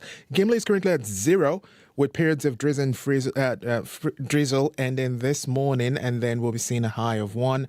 Duffin is at 0, Steinbach is at 0, and Morris is at 0, heading to a high of +2. Thank you, Abby. You're welcome. So let's just reiterate the big thing in traffic, Nolan. Yeah, the big thing being the collision at Pembina at Garwood southbound. A collision between a bicycle and a vehicle there has completely shut down the southbound traffic there. So major delays are currently piling up, and police are on scene to direct the traffic around that incident. We also have the northbound median lane Pembina at Garwood is also closed, but you can still get by that direction. That is the big story in traffic this morning. We also, northbound Osborne at McMillan, have a stalled bus blocking the curb lane, so keep left to get past there. And don't forget the eastbound curb lane and middle lane on the Abenoji-Meekina between Pembina and River is closed this morning for sewer work, another place where traffic is sure to be an issue this morning. If you see anything else out there in the city of Winnipeg or on Manitoba highways this morning, give us a call on the CBC commuter line. The number is 204-788-3093. And now the YouTube watchers this morning of the show know what do hosts do when they have to sneeze when your colleague is talking. You squeeze your nose right above here. Right on the bridge. Yeah, it'll stop it. Broadcasting 101. It's the little things. Exactly. Thank you, Nolan. Yeah, of course. 788-3093, the commute line once again. I just want to nod to something. We can't get comments on the air till after 8 here, but right into our Facebook page. Facebook turns 20. It celebrated that milestone the past week. We're asking, what has it added to your life and what's the downside? You can also call us about this, 788-3205, and we'll get into that discussion coming up after 8. Right now on the program, it is a space where patients with Alzheimer's and dementia can relive cherished memories. Riverview Health Center's Alzheimer's Center of Excellence includes various themed rooms designed to hold a sense of familiarity for the residents. The Paul Albrechtsen Pavilion opened back in 2017, and since then, it has helped many families. Some of the rooms that we're referring to include like a nursery. It'll have realistic baby dolls, and residents can go and hold them. Other rooms have a woodworking shop, but with plastic tools, and some have robotic pets. There's also a sensory room. CBC Manitoba's community reporter Shanley Vidal and videographer Travis Colby recently got a tour of the pavilion to learn more about how it all works. Tell me about these animals. So these are our therapy animals. So it's hard sometimes to have live animals on the unit. So what we have is we have a dog and cat. We actually have several different kinds. But what they do is they'll bark, they're interactive, they move, and our residents love them. So our residents will spend some time actually petting them, just watching them, listening to them, because they are a bit interactive. If you pet them enough, they'll actually move, they'll talk a bit or bark, as you just heard. And same with the cat. And the cat will breathe sometimes, so sometimes you'll actually feel the stomach going up and down, and I can feel that just now. I can hear it purring. Yeah. Yeah. And I bet too this might remind residents of pets that they used to have. Absolutely. We actually had one family member who bought their loved one their own and had the bandana with the resident's old dog's name on it. So my name is Christy Peters, and I'm a resident care manager here at Riverview Health Center, and I manage our 2 units that are for dementia care specialty. So it's a special needs unit and a special needs behavioral unit. Can you tell us a little bit about where exactly we are right now? So it's a pavilion full of space, full of activity stations that our residents who live with us on our 2 floors can come use. So that it's open to our residents and their families. Recreation does a lot of activities in here. And as well, the remainder of our staff, our health grades and nurses can bring our residents in here to use the different stations. If a resident's upset, we have a lot of space here where they can walk, they can pace off some of their agitation. So we're in front of a blue car. Tell me about this car. Why is it here? So this car is very popular as well. So this car is here again to invoke memories for our residents. So this is powerful for both men and women. For in the pavilion, the way we use it is a lot of our men like to clean the car. That would have been something they would have done in their previous life. So we have a station where we can have cloths set up. We can have a spray bottle so it can keep our men busy doing the outside of the car. But as well, our car actually opens so that residents can sit in the car. And it's an actual car. So we have the blinkers, you can shift the gears a little bit, you can play with the buttons. So for our residents, this was a very normal activity that they would have done their whole lives. There's some old maps, road maps, there's a child's car seat in there, an old radio. We have a whole selection of maps in our pavilion that we can customize different provinces. We have city maps, so we can actually work with our residents to plan trips and vacations that they would have planned with their families before. And soon they could be taking this a step further and going on a virtual trip. Yes, so we're working with Dr. Musavi, who's a researcher, and in the next upcoming weeks, we're actually installing a screen on the windshield with virtual technology that when our residents come in the car, they're actually going to be thinking that they're driving.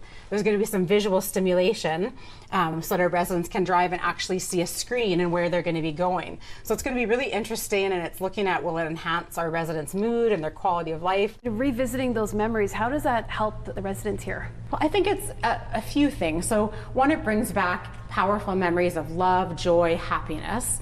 And I think it gives residents a purpose. So with Alzheimer's and dementia, people lose their memory, lose a lot of their abilities. So when they have a purpose, it brings them joy, brings them meaning to their life. What could it be like for residents if they didn't have access to these resources here?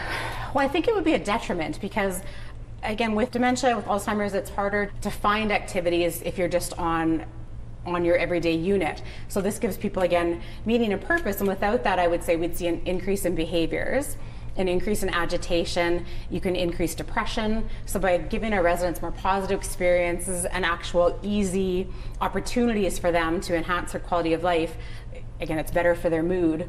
And we see a decrease in mood if we would remove these kind of opportunities. So my name is Amber Meyer, and I am the clinical resource nurse of the Special Needs Unit and the Special Needs Behavioral Unit at Riverview Health Center. I understand the staff are getting some special training. So recently Riverview rolled out something called GPA. Gentle Persuasive Approach focuses primarily on non-pharmacological techniques on how to manage challenging behaviors with our residents, trying to understand where those behaviors are coming from. So, an unmet need, whether they're hot, they're cold, they're hungry. It teaches us to refine our detective techniques. Can you give us a kind of example of maybe a challenging behavior and how someone might look at that behavior a little differently? Say that there is a movie on TV that a resident is watching and there is a dog barking. And another resident starts to get a little upset or flustered, and we start to see an escalation behavior, so some pacing around the unit, maybe some clapping of hands, hitting walls or something like that. And we then learn later on, through knowing a resident's personhood, who they were in the past, all the good, all the bad, that they were attacked by a dog when they were a child.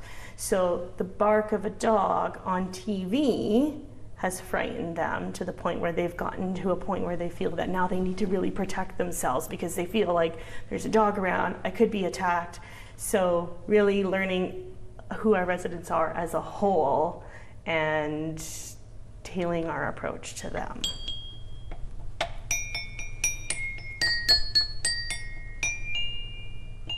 Now, Amber, what we have on these two tables, it looks like something like I might see, like it reminds me of my childhood, actually. Yeah, so these are our busy boards. So a lot of our residents like to fidget.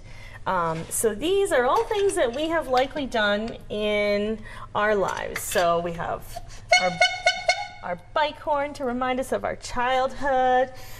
There's different locks, just patterns, our clock to spin around. So these just help our residents kind of get some of that like nervous energy out, the restlessness. Like, you know, here is our light switches, our bells.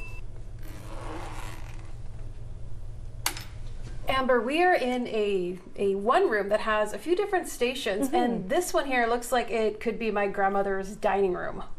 Yeah, that's exactly what it is, really. I mean, a lot of the times our residents were used to hosting dinner parties and things like that, right? So they can come here and you can see that we have lots of dishes and glasses. There's some vases that they can come. So this is our beauty salon dress up area. So we have a couple different hats. They can sit down and, you know, try things on, look in the mirror. It mimics being at the salon. We have our manicure station right here. And our last little station in here, it makes me think of, well, an office that my dad might have had at home. Absolutely, right? No computer, because that's not what they had at home before. They had the typewriter. So you can see that there's a briefcase down here too, filing system. So you can type at the typewriter. Yeah. Everything turns on, everything works. And you even have the, I've seen those silver balls. Yes, yep. I think it's important to remember that people that have dementia are people too. They have emotions and feelings, and they have good days and bad days, and we have to be here to support them through it all.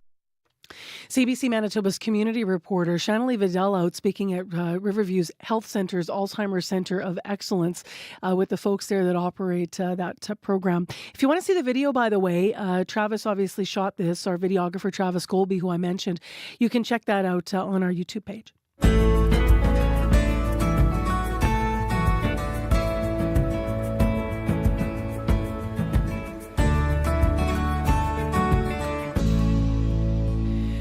It is Tuesday morning. It's 12 minutes to 8 o'clock. I'm Marcy Marcusa. This is CBC 89.3 FM, 990 AM on the app or YouTube. We have CBC crew on scene right now at Pembina Highway at Confusion Corner. And as you may have heard in the news, or if you're just waking up this morning, then you don't know. I'll update you here what we know so far about what may have happened there or what's involved. So we know that Pembina, both directions at Confusion Corner, is backed up quite a ways. We also have a live shot of this right now on our YouTube, by the way. Something has happened involving a bike. Why do we know? Because there's a bike on scene. There's emergency crews on scene as well. So that is what we know to this hour. But if you're traveling that way, if this is on your morning commute, that's why you're backed up. Because Confusion Corner at Pembina, there's been an earlier incident that happened. So the crews remain on scene. That's been already now for probably about an hour, 45 minutes at least. Update us if you need to. 788-3093. Pembina at Garwood. Things are backed up from Confusion Corner all the way back to Garwood, both ways at Pembina. So something has happened there this morning, and we'll update you as we know exactly what it is. Coming up after 8 on the program, a local baker is asking for your help to save her mother's business after severe illness left her mom in the ICU. Things are falling through the cracks, and I usually don't let things fall through the cracks. I'm pretty detail oriented, and so I've just had to choose to accept to let some things slide, and I'm going to make sure that the most important things are taken care of, and right now that's my mom. After 8 o'clock, we'll hear more about what's happened, and we'll hear more about the Eiffel Towery Bakery Shop. That's the business we're referring to, and they're looking to people for some help right now. So stay tuned. We'll hear that family's story. Well, speaking of healthcare, nursing students are the future of healthcare here in Manitoba, but many students right now are saying they're facing challenges as they work toward their degree and RN certification. There's concerns over a number of things. Parking, long unpaid hours, even safety. Luigi Imbrogno is a student nurse at Red River College Polytechnique. He's in his final year of nursing school. He's also a board member of the Canadian Nursing Students Association. Last week, he put out an open letter highlighting how some of the hardships that nursing students are facing right now. And Luigi's in studio. Good morning. Good morning.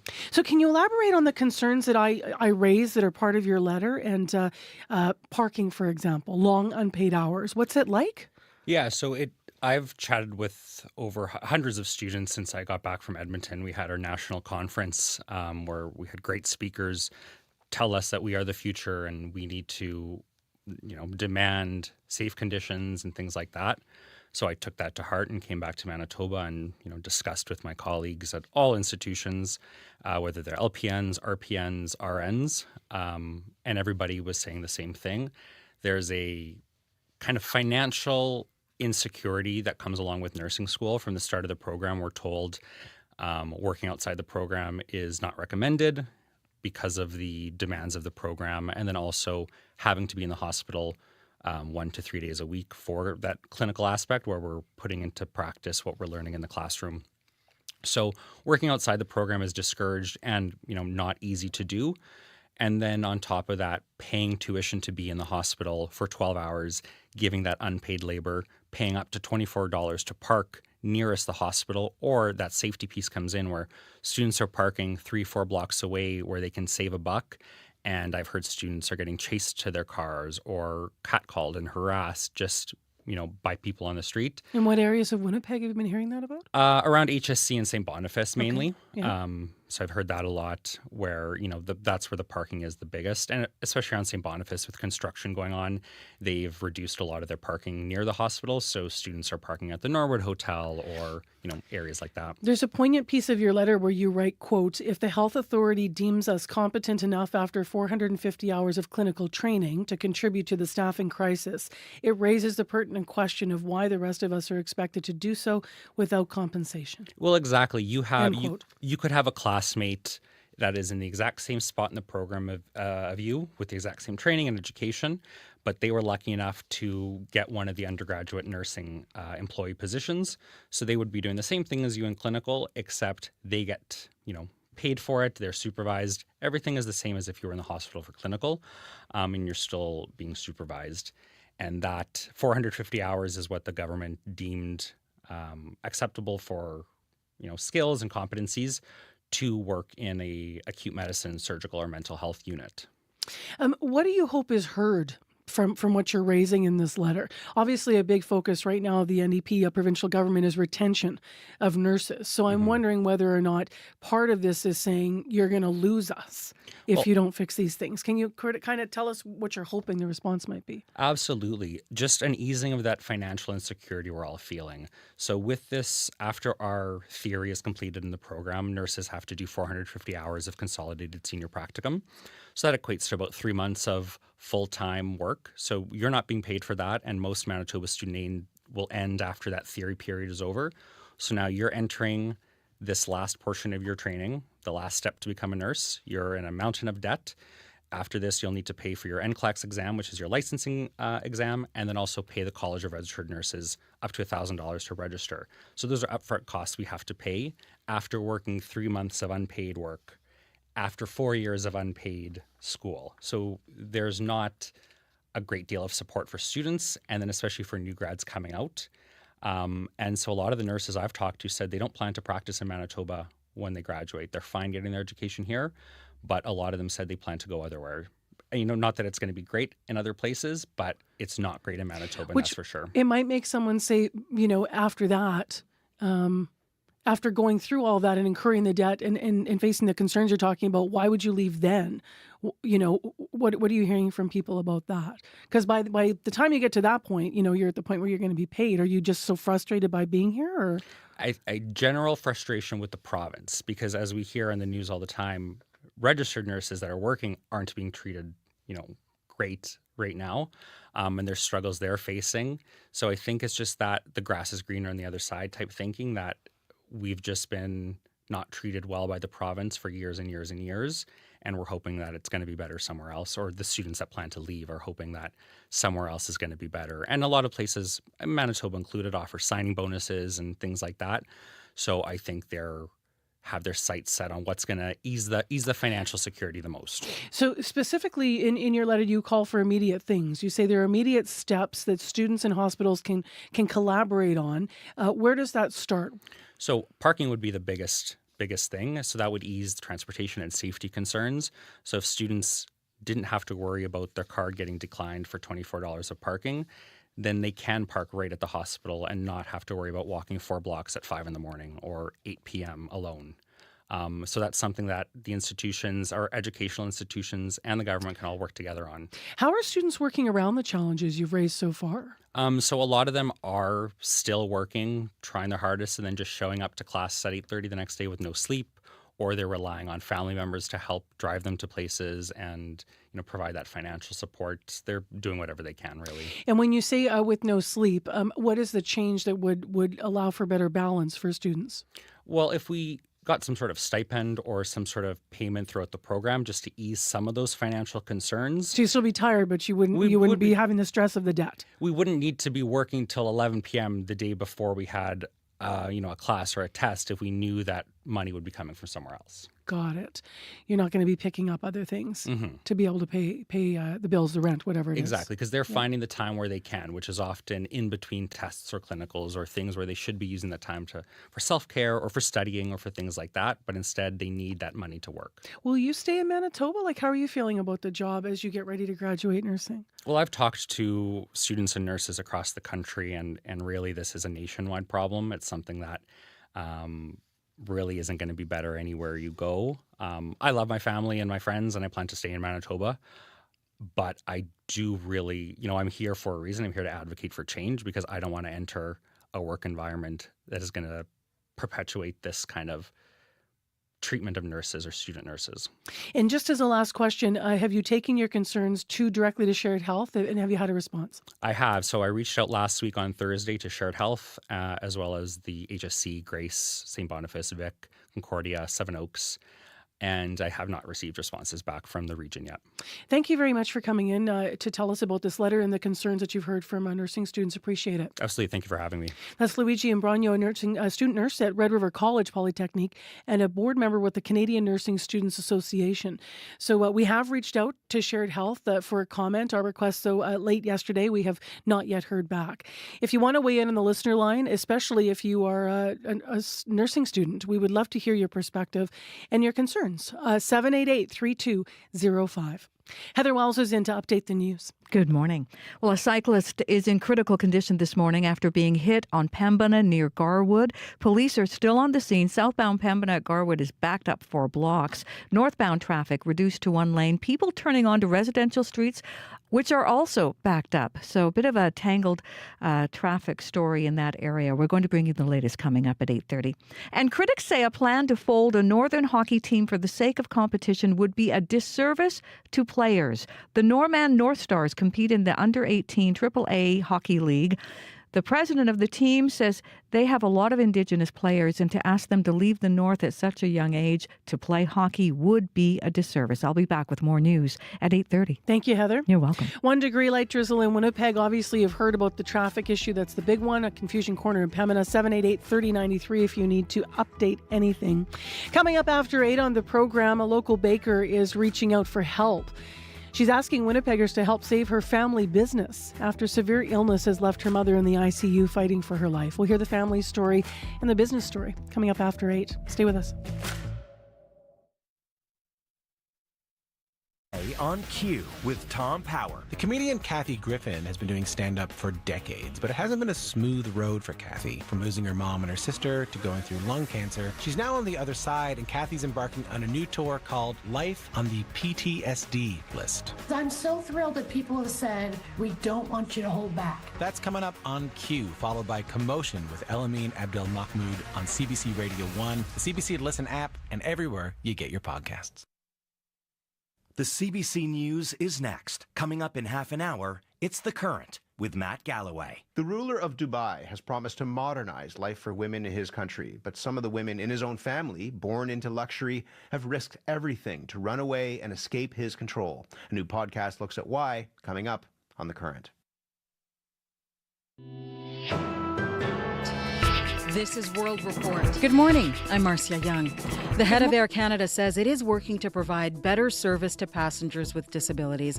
Michael Rousseau is the airline CEO. He was grilled by a committee of MPs on Parliament Hill yesterday, and he was asked to respond to some of the horror stories Air Canada passengers have told CBC News. Tom Perry has the details. We know that we must get better to reach our goal of offering a positive and respectful experience to all passengers. Air Canada CEO Michael Rousseau on the defensive, telling MPs the airline is working to improve services for passengers with disabilities. When we fail, we are incredibly disappointed because it affects a person's quality of life. Rousseau's appearance comes after CBC News uncovered instances where passengers say the airline failed them badly.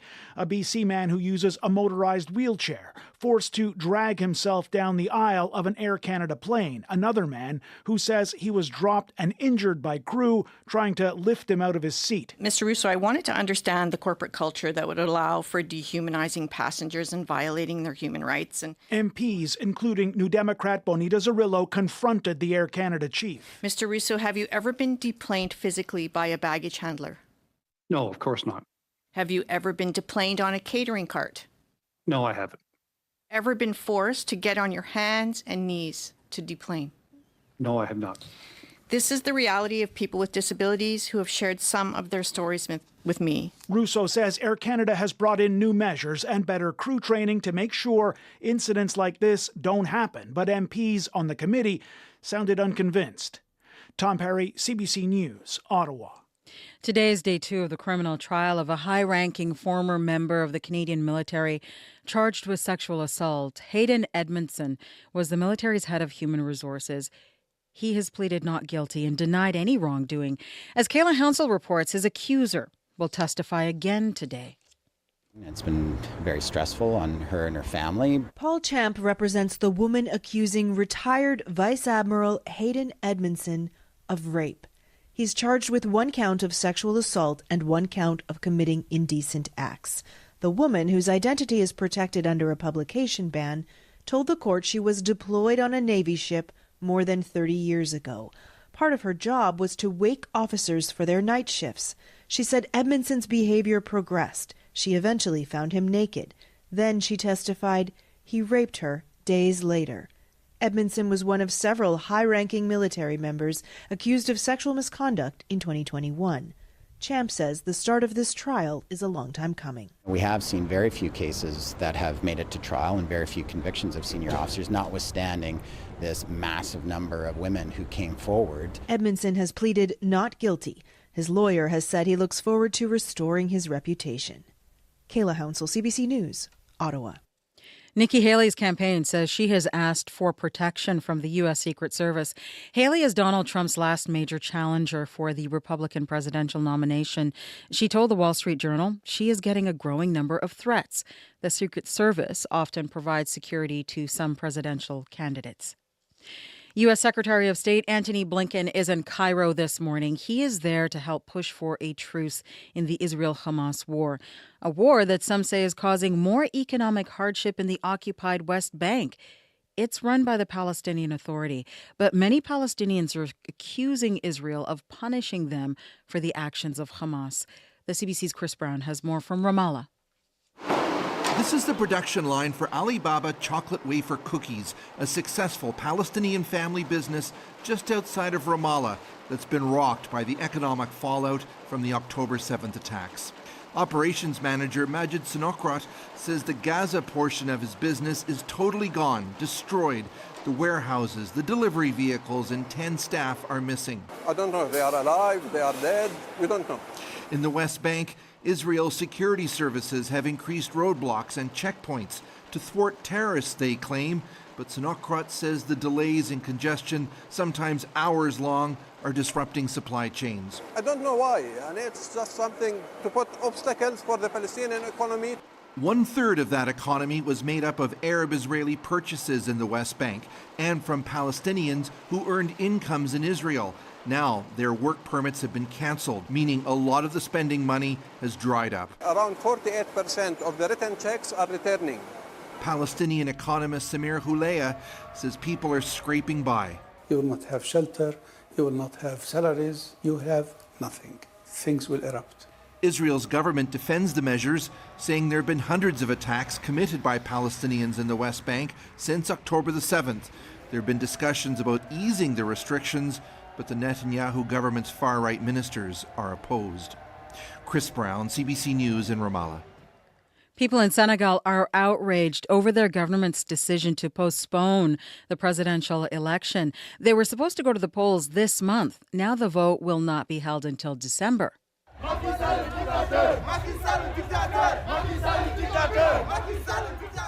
Protesters took to the streets calling the current president, Macky Sall, a dictator. 2 opposition candidates were also arrested and then later released. They accuse Sall of staging a constitutional coup. Until recently, Senegal had been one of Africa's most stable democracies. The president has promised he will not run for a 3rd term, but his preferred successor has not been doing well in the polls, and this delay will allow Sall to stay in power until the vote is held later in the year. Southern California is hoping for a break from the intense weather it's been experiencing. An atmospheric river there has triggered floods and landslides.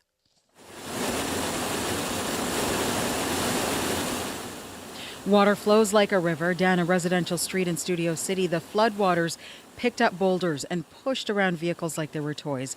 Several homes were damaged. More than 100 mudslides have been reported across the southern part of the state. This woman lives in Studio City.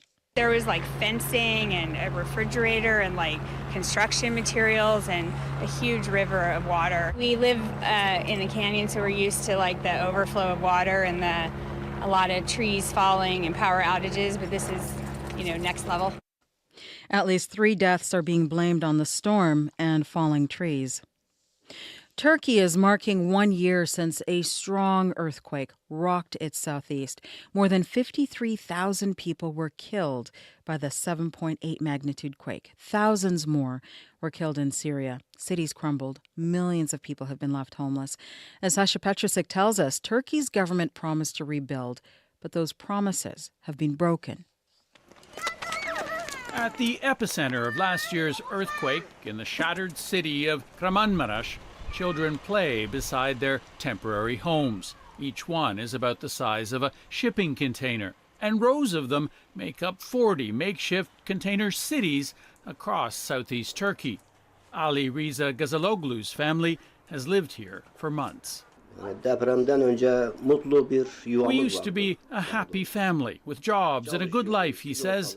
Now everything is very difficult. Gazaloglu lost 2 of his 3 daughters in the quake, among more than 50,000 people who died. Millions were left homeless. Turkish President Recep Tayyip Erdogan promised more than 300,000 homes would be rebuilt by now, but he's under fire because the total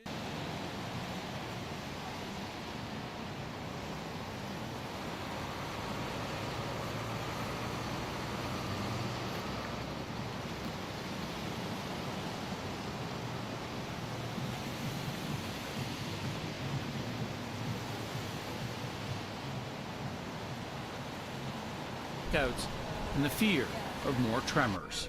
Sasha Petrusik, CBC News, Toronto. Britain's Prime Minister says he is in regular contact with King Charles during his treatment for cancer. Rishi Sunak told the BBC it is fortunate the diagnosis was made when it was. Thankfully, this has been caught early, and now everyone will be wishing him that he gets the treatment that he needs and makes a full recovery. I think that's what we're all hoping and praying for. Buckingham Palace says the king has begun outpatient treatment for cancer. They have not said what kind of cancer. It was diagnosed when the king was being treated for an enlarged prostate last month. Prince William may take on some of his father's duties during the treatment. Prince Harry is flying out from California. He's expected to land in London today. More on this story at cbcnews.ca.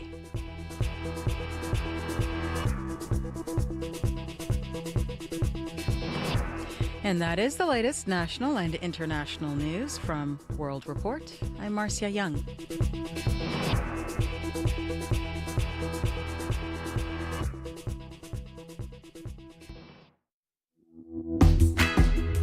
Well, good morning, Manitoba. Hopefully your Tuesday is going fine in your house. Thanks for making us part of your morning. I'm Marcy Marcusa with our team here at Information Radio.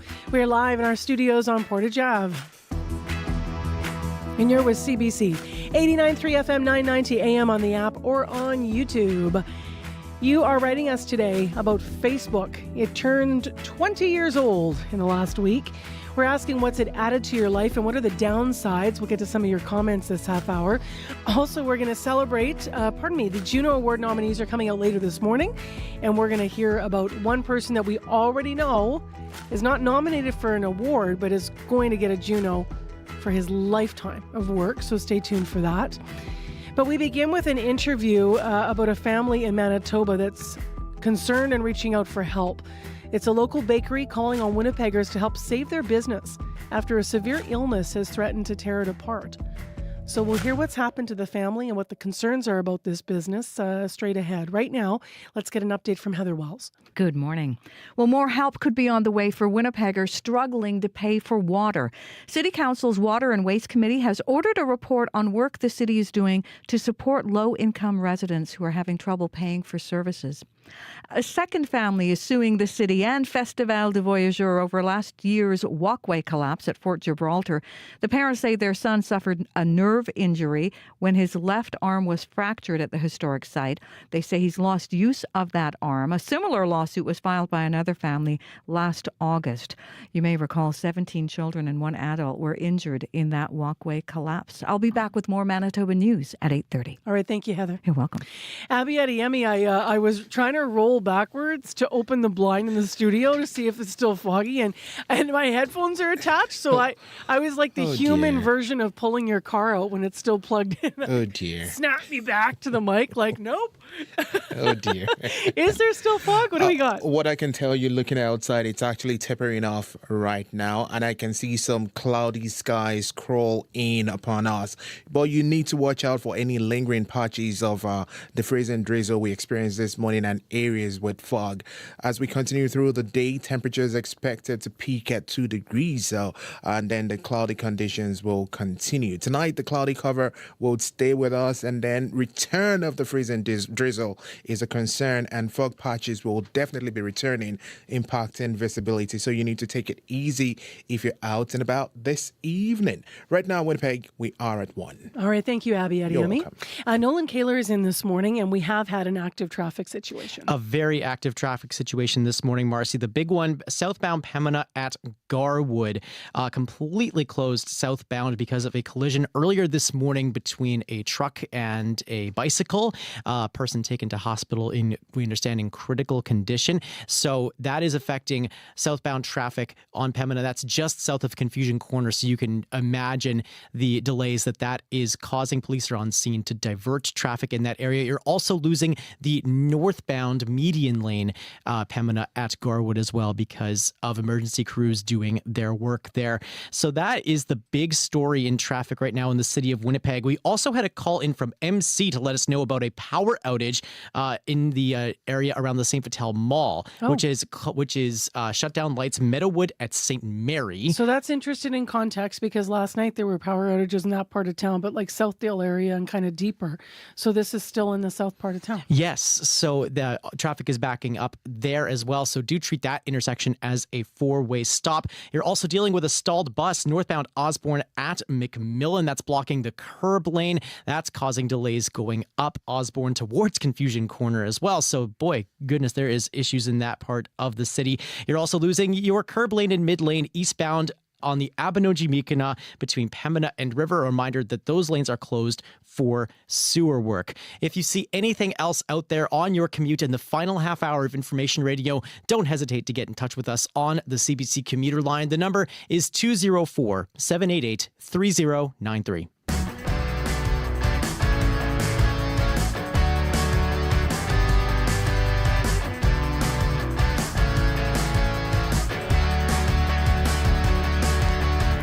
Well, as I mentioned, a Manitoba family is reaching out for some help. Erin Essery is desperately asking Winnipeggers for help. The mother and daughter team runs the Eiffel Tower Bakery Shop, something they've been doing together for 24 years. But a severe illness has left her mother, Brenda Essery, in a medically induced coma, and that's been ongoing for several months. She's now awake, but she has a long road of recovery ahead of her. So Erin Essery says she's running out of options to keep her family business on North Main Street open. She spoke about it to CBC's Jim Agapito. So my mom got sick at Thanksgiving, and she had started feeling better. We had done COVID tests and everything came back negative, but she started feeling worse a few weeks later. I had taken her to the doctors and they were giving her antibiotics and steroids and nothing really was working. So at the end of November, I had taken her to the minor injury clinic where they called an ambulance for her because her oxygen saturation was down at 70%, which is way too low. So she was here at the Grace Hospital for about a week and then they sent her home, and we were gearing up for Christmas to do all of our production, and it was about 2 weeks after she got home from the hospital that she started doing much worse. And I had bought, they're called pulse oximeters. They're the little clips the doctors put on your finger to check your oxygen saturation. Put it on her finger and it was reading 35, and called the ambulance, and by the time they came, her pulse was reading as 60% oxygen. So they brought her to the Grace. I did my best to split our time between the hospital and the bakery, but obviously my first priority is always going to be my family. We're a family business and family comes first. And so we didn't quite do the same amount of production during Christmas as we normally do. And my staff did a great job of keeping everything running, but we were basically down 2 full-time people. And so December was definitely a little hard for us. And it looked like she was getting better. And then all of a sudden she just took a turn for the worse. So on December the 30th, they rushed her to the ICU. They ended up intubating her, and they told us it was time to say goodbye. So for that week, I was pretty much just here, and they did really everything that they can do. So they kept proning her, so putting her onto her belly to help her breathe better, and she pulled through. And then they tried to wake her up, and she just wouldn't. So it took about 2 weeks overall. They started getting really concerned after the first week that maybe something had gone wrong with her brain. And then she started to wake up really slowly. Like, I asked her if she would like the TV on, and she said that, well, she couldn't see it anyway. And I just thought it was because she didn't have her glasses on. And then we were doing physical therapy one day, and she said, well, I can't see it. And all of a sudden we realized, can you not see at all? And she said, no. I'm like, so all you see is black? And she said, correct. They're not sure if it was like a lack of oxygen flow, but both of the optic nerves are damaged. So she's completely blind. They're not sure if her vision will come back. Right now, she can't see, she can't move, and she has a tube still going into her lungs. And I've been doing my best to split my time between my bakery and here, but obviously at this point she needs her people around her, and if I have to choose between cakes and my mom, I'm gonna choose my mom. But we've spent years building our bakery. Through COVID, it was just the two of us, and we worked 12-hour days. We worked every day so that we could stay afloat, and the thought of losing all of that, and especially losing our people. It seems so weird, but we're a small business, so when people come in, we know them. We've been celebrating their birthdays with them for like decades, some of them. We did their cakes for their weddings. Like, we know our customers, and they've been so supportive through all of this. And the thought of losing not just the business, but losing our community is just, it's heartbreaking. So usually during December, you're going to make your most amount of sales, and you're able to set aside a little bit of that money to get you through the slower season. But this season, because we weren't able to do as much production, and because our staffing costs were so much higher, because I had to rely on my staff so much, our contingency fund now at the end of January is pretty much completely decimated. And that's the reason why you started a GoFundMe. We're always very happy to offer help, and we do a lot of work with charities. And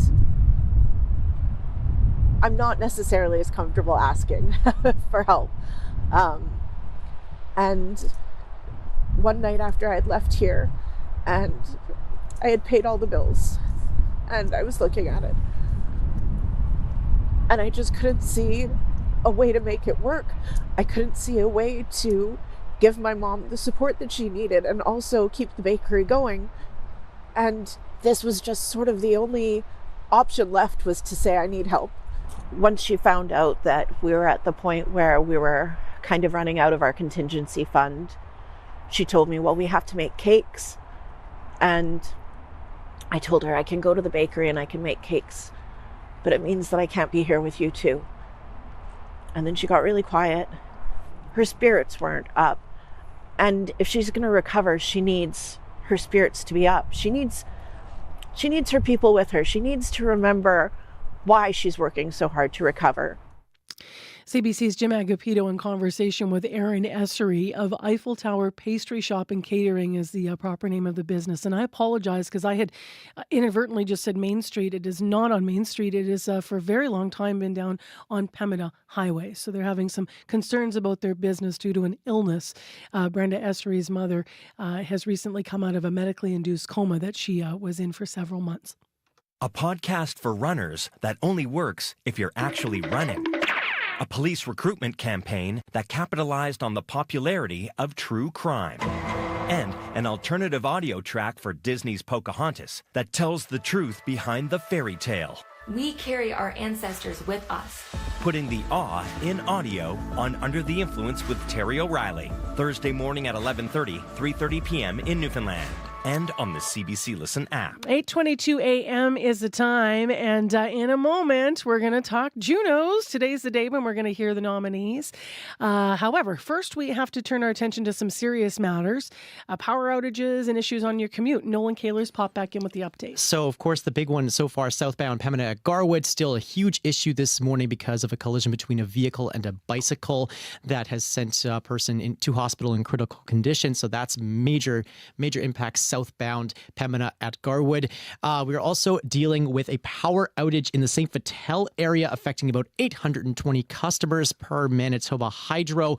And that has already caused a couple of outages at some intersections. And MC called to let us know the power out at the intersection of Meadowwood and St. Mary. So treat those intersections, if the lights are out, as a four-way stop. Anything else you're seeing out there on the commute, yes, do give us a call on the commuter line. That's 204-788-3093. Yeah, that can be an annoying morning when you've got the power out, right? Goodness, yes. And night as well. Last night, the power was just restored, I think around midnight, maybe finally, to areas south as well, around Southdale. So this is a different issue now this morning. Thanks for the update, Nolan. Appreciate it. Speaking of updates, we're going to get one in, what is it now? Just about 2.5 hours at maybe hour and a half, actually. 10 o'clock Winnipeg time is when the nominees for this year's Juno Awards will be announced. But this morning, we can already tell you one of the musicians who's going to be honored at the Junos in March. So we know that Maestro Fresh Wes is this year's inductee into the Canadian Music Hall of Fame. This is the music of my youth, and so many other people as well. Maestro Fresh Wes was a trailblazer in the Canadian hip-hop landscape, captured the first ever Rap Album of the Year award back at the Junos in 1990. What a moment. Now, off of that album, this morning, we have pulled the only tune we could really choose when you're honoring him in his career, and it is this. This is a throwdown, a showdown. Hell no, I can't slow down. It's gonna go. First offense. On the mix. Okay, party people in the house. May I have your attention, please? In a moment, the beat will be played in many parts. Many parts. Very.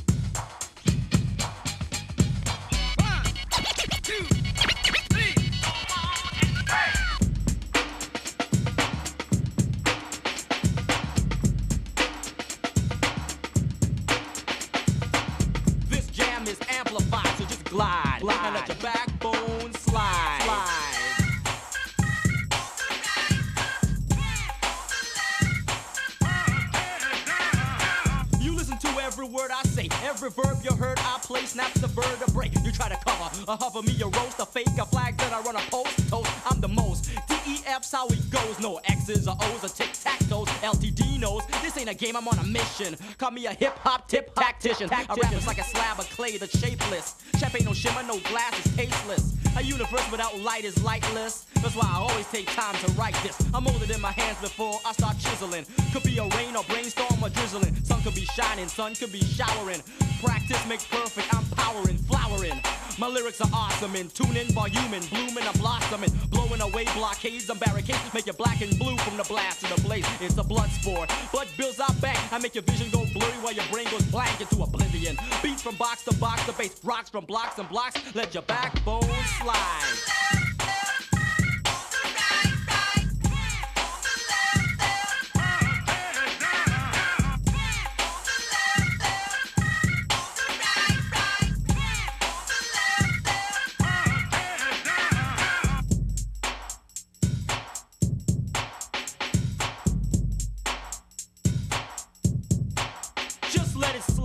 Y'all, I don't give a damn. Your backbone quiver, man, oh man. Watch you swiver, rhymes entwine your spine while you slither. It's contagious, an epidemic, and you try to lift your cool, but it fell again. Rap scholar, soul academician, but like I said before, I'm not American. It's who you are, not where you went. We all originate from the same descent. I make a lot of sense, and pence, gold, myrrh and frankincense. When I'm in France, they flow me franc. Frankly, your Swiss account is where I bank. At home, I make bills of brown for my sound. In the States, green like the grass in the ground. When I'm in England, they pass me pounds now. I clock cash in every town, so I slide. But nowadays I'm trapped. So many suckers on my sacroiliac. It's like a rap sack backpack. Give me some slack, Jack. Rap is like a jungle. We rhyme for rhyme. It's like a vine to vine. Swung line to line of mine. I'm colossal. Use a mosquito. I'ma play Tarzan. You play cheetah. Cheetah, biter. Love to forge. Better yet, I call you Curious George. Cause curiosity cold kill the cat. Can't hide, so glide to the side. Let your backbone slide.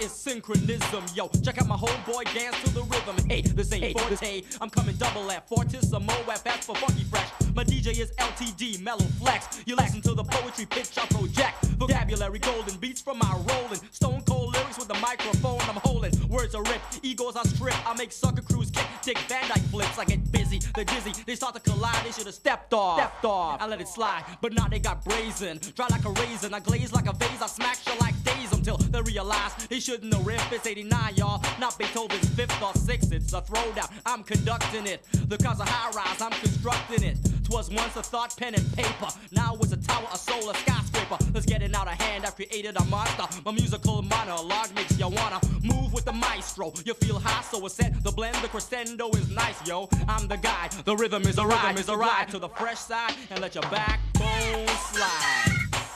This is a throwdown. Wow, I'm glad there's not a studio in the control room. Because there were some, I don't know about those Running Man moves, you guys. I don't know if anyone nailed that, Abby, Nolan, Trav, but I enjoyed watching it. We're playing Maestro Fresh West this morning because he will be inducted into the Canadian Music Hall of Fame at this year's Juno Awards. They are happening March 24th in Halifax. Later this morning at 10 o'clock Winnipeg time, we'll hear about the rest of the nominees. What a tune, man, that takes me back.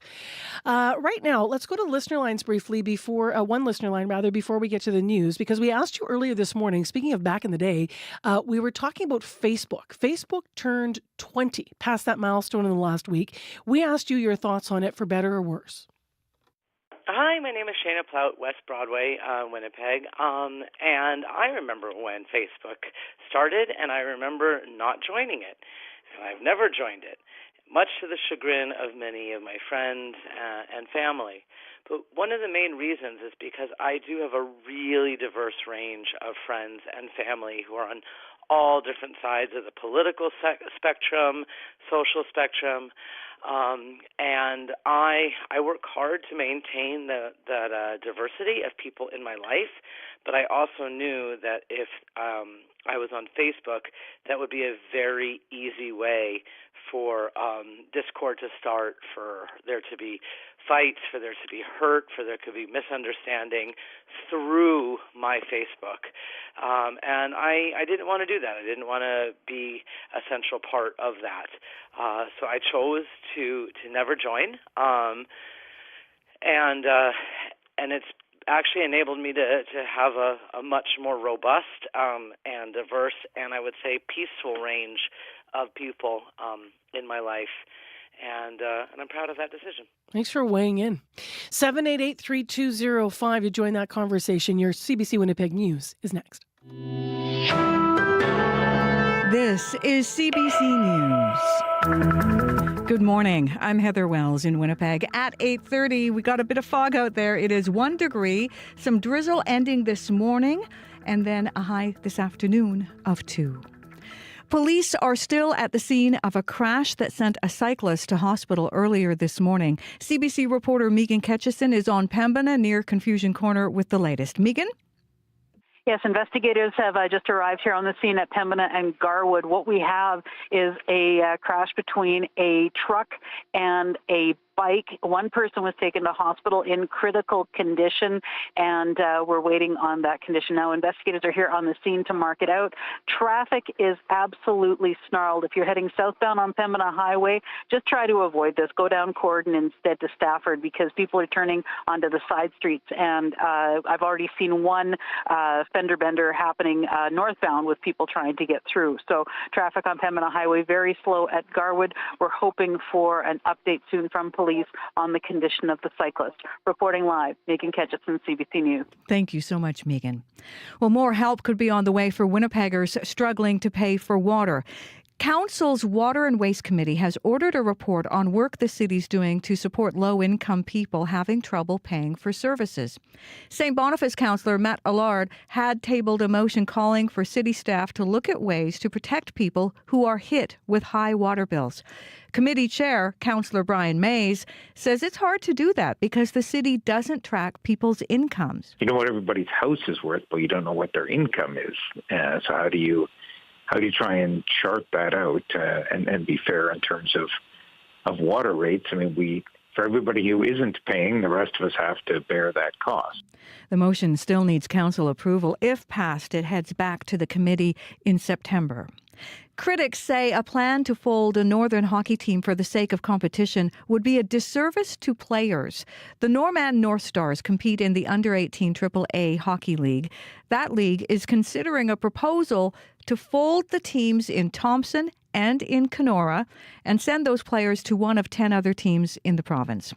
Chris Menard is a former player and president of the North Stars. He says there are a lot of Indigenous players on his team. We have to look at developing every player that wants to play the game in this province. And it doesn't matter if you live in, Churchill, Manitoba, or if you live in Morris, Manitoba.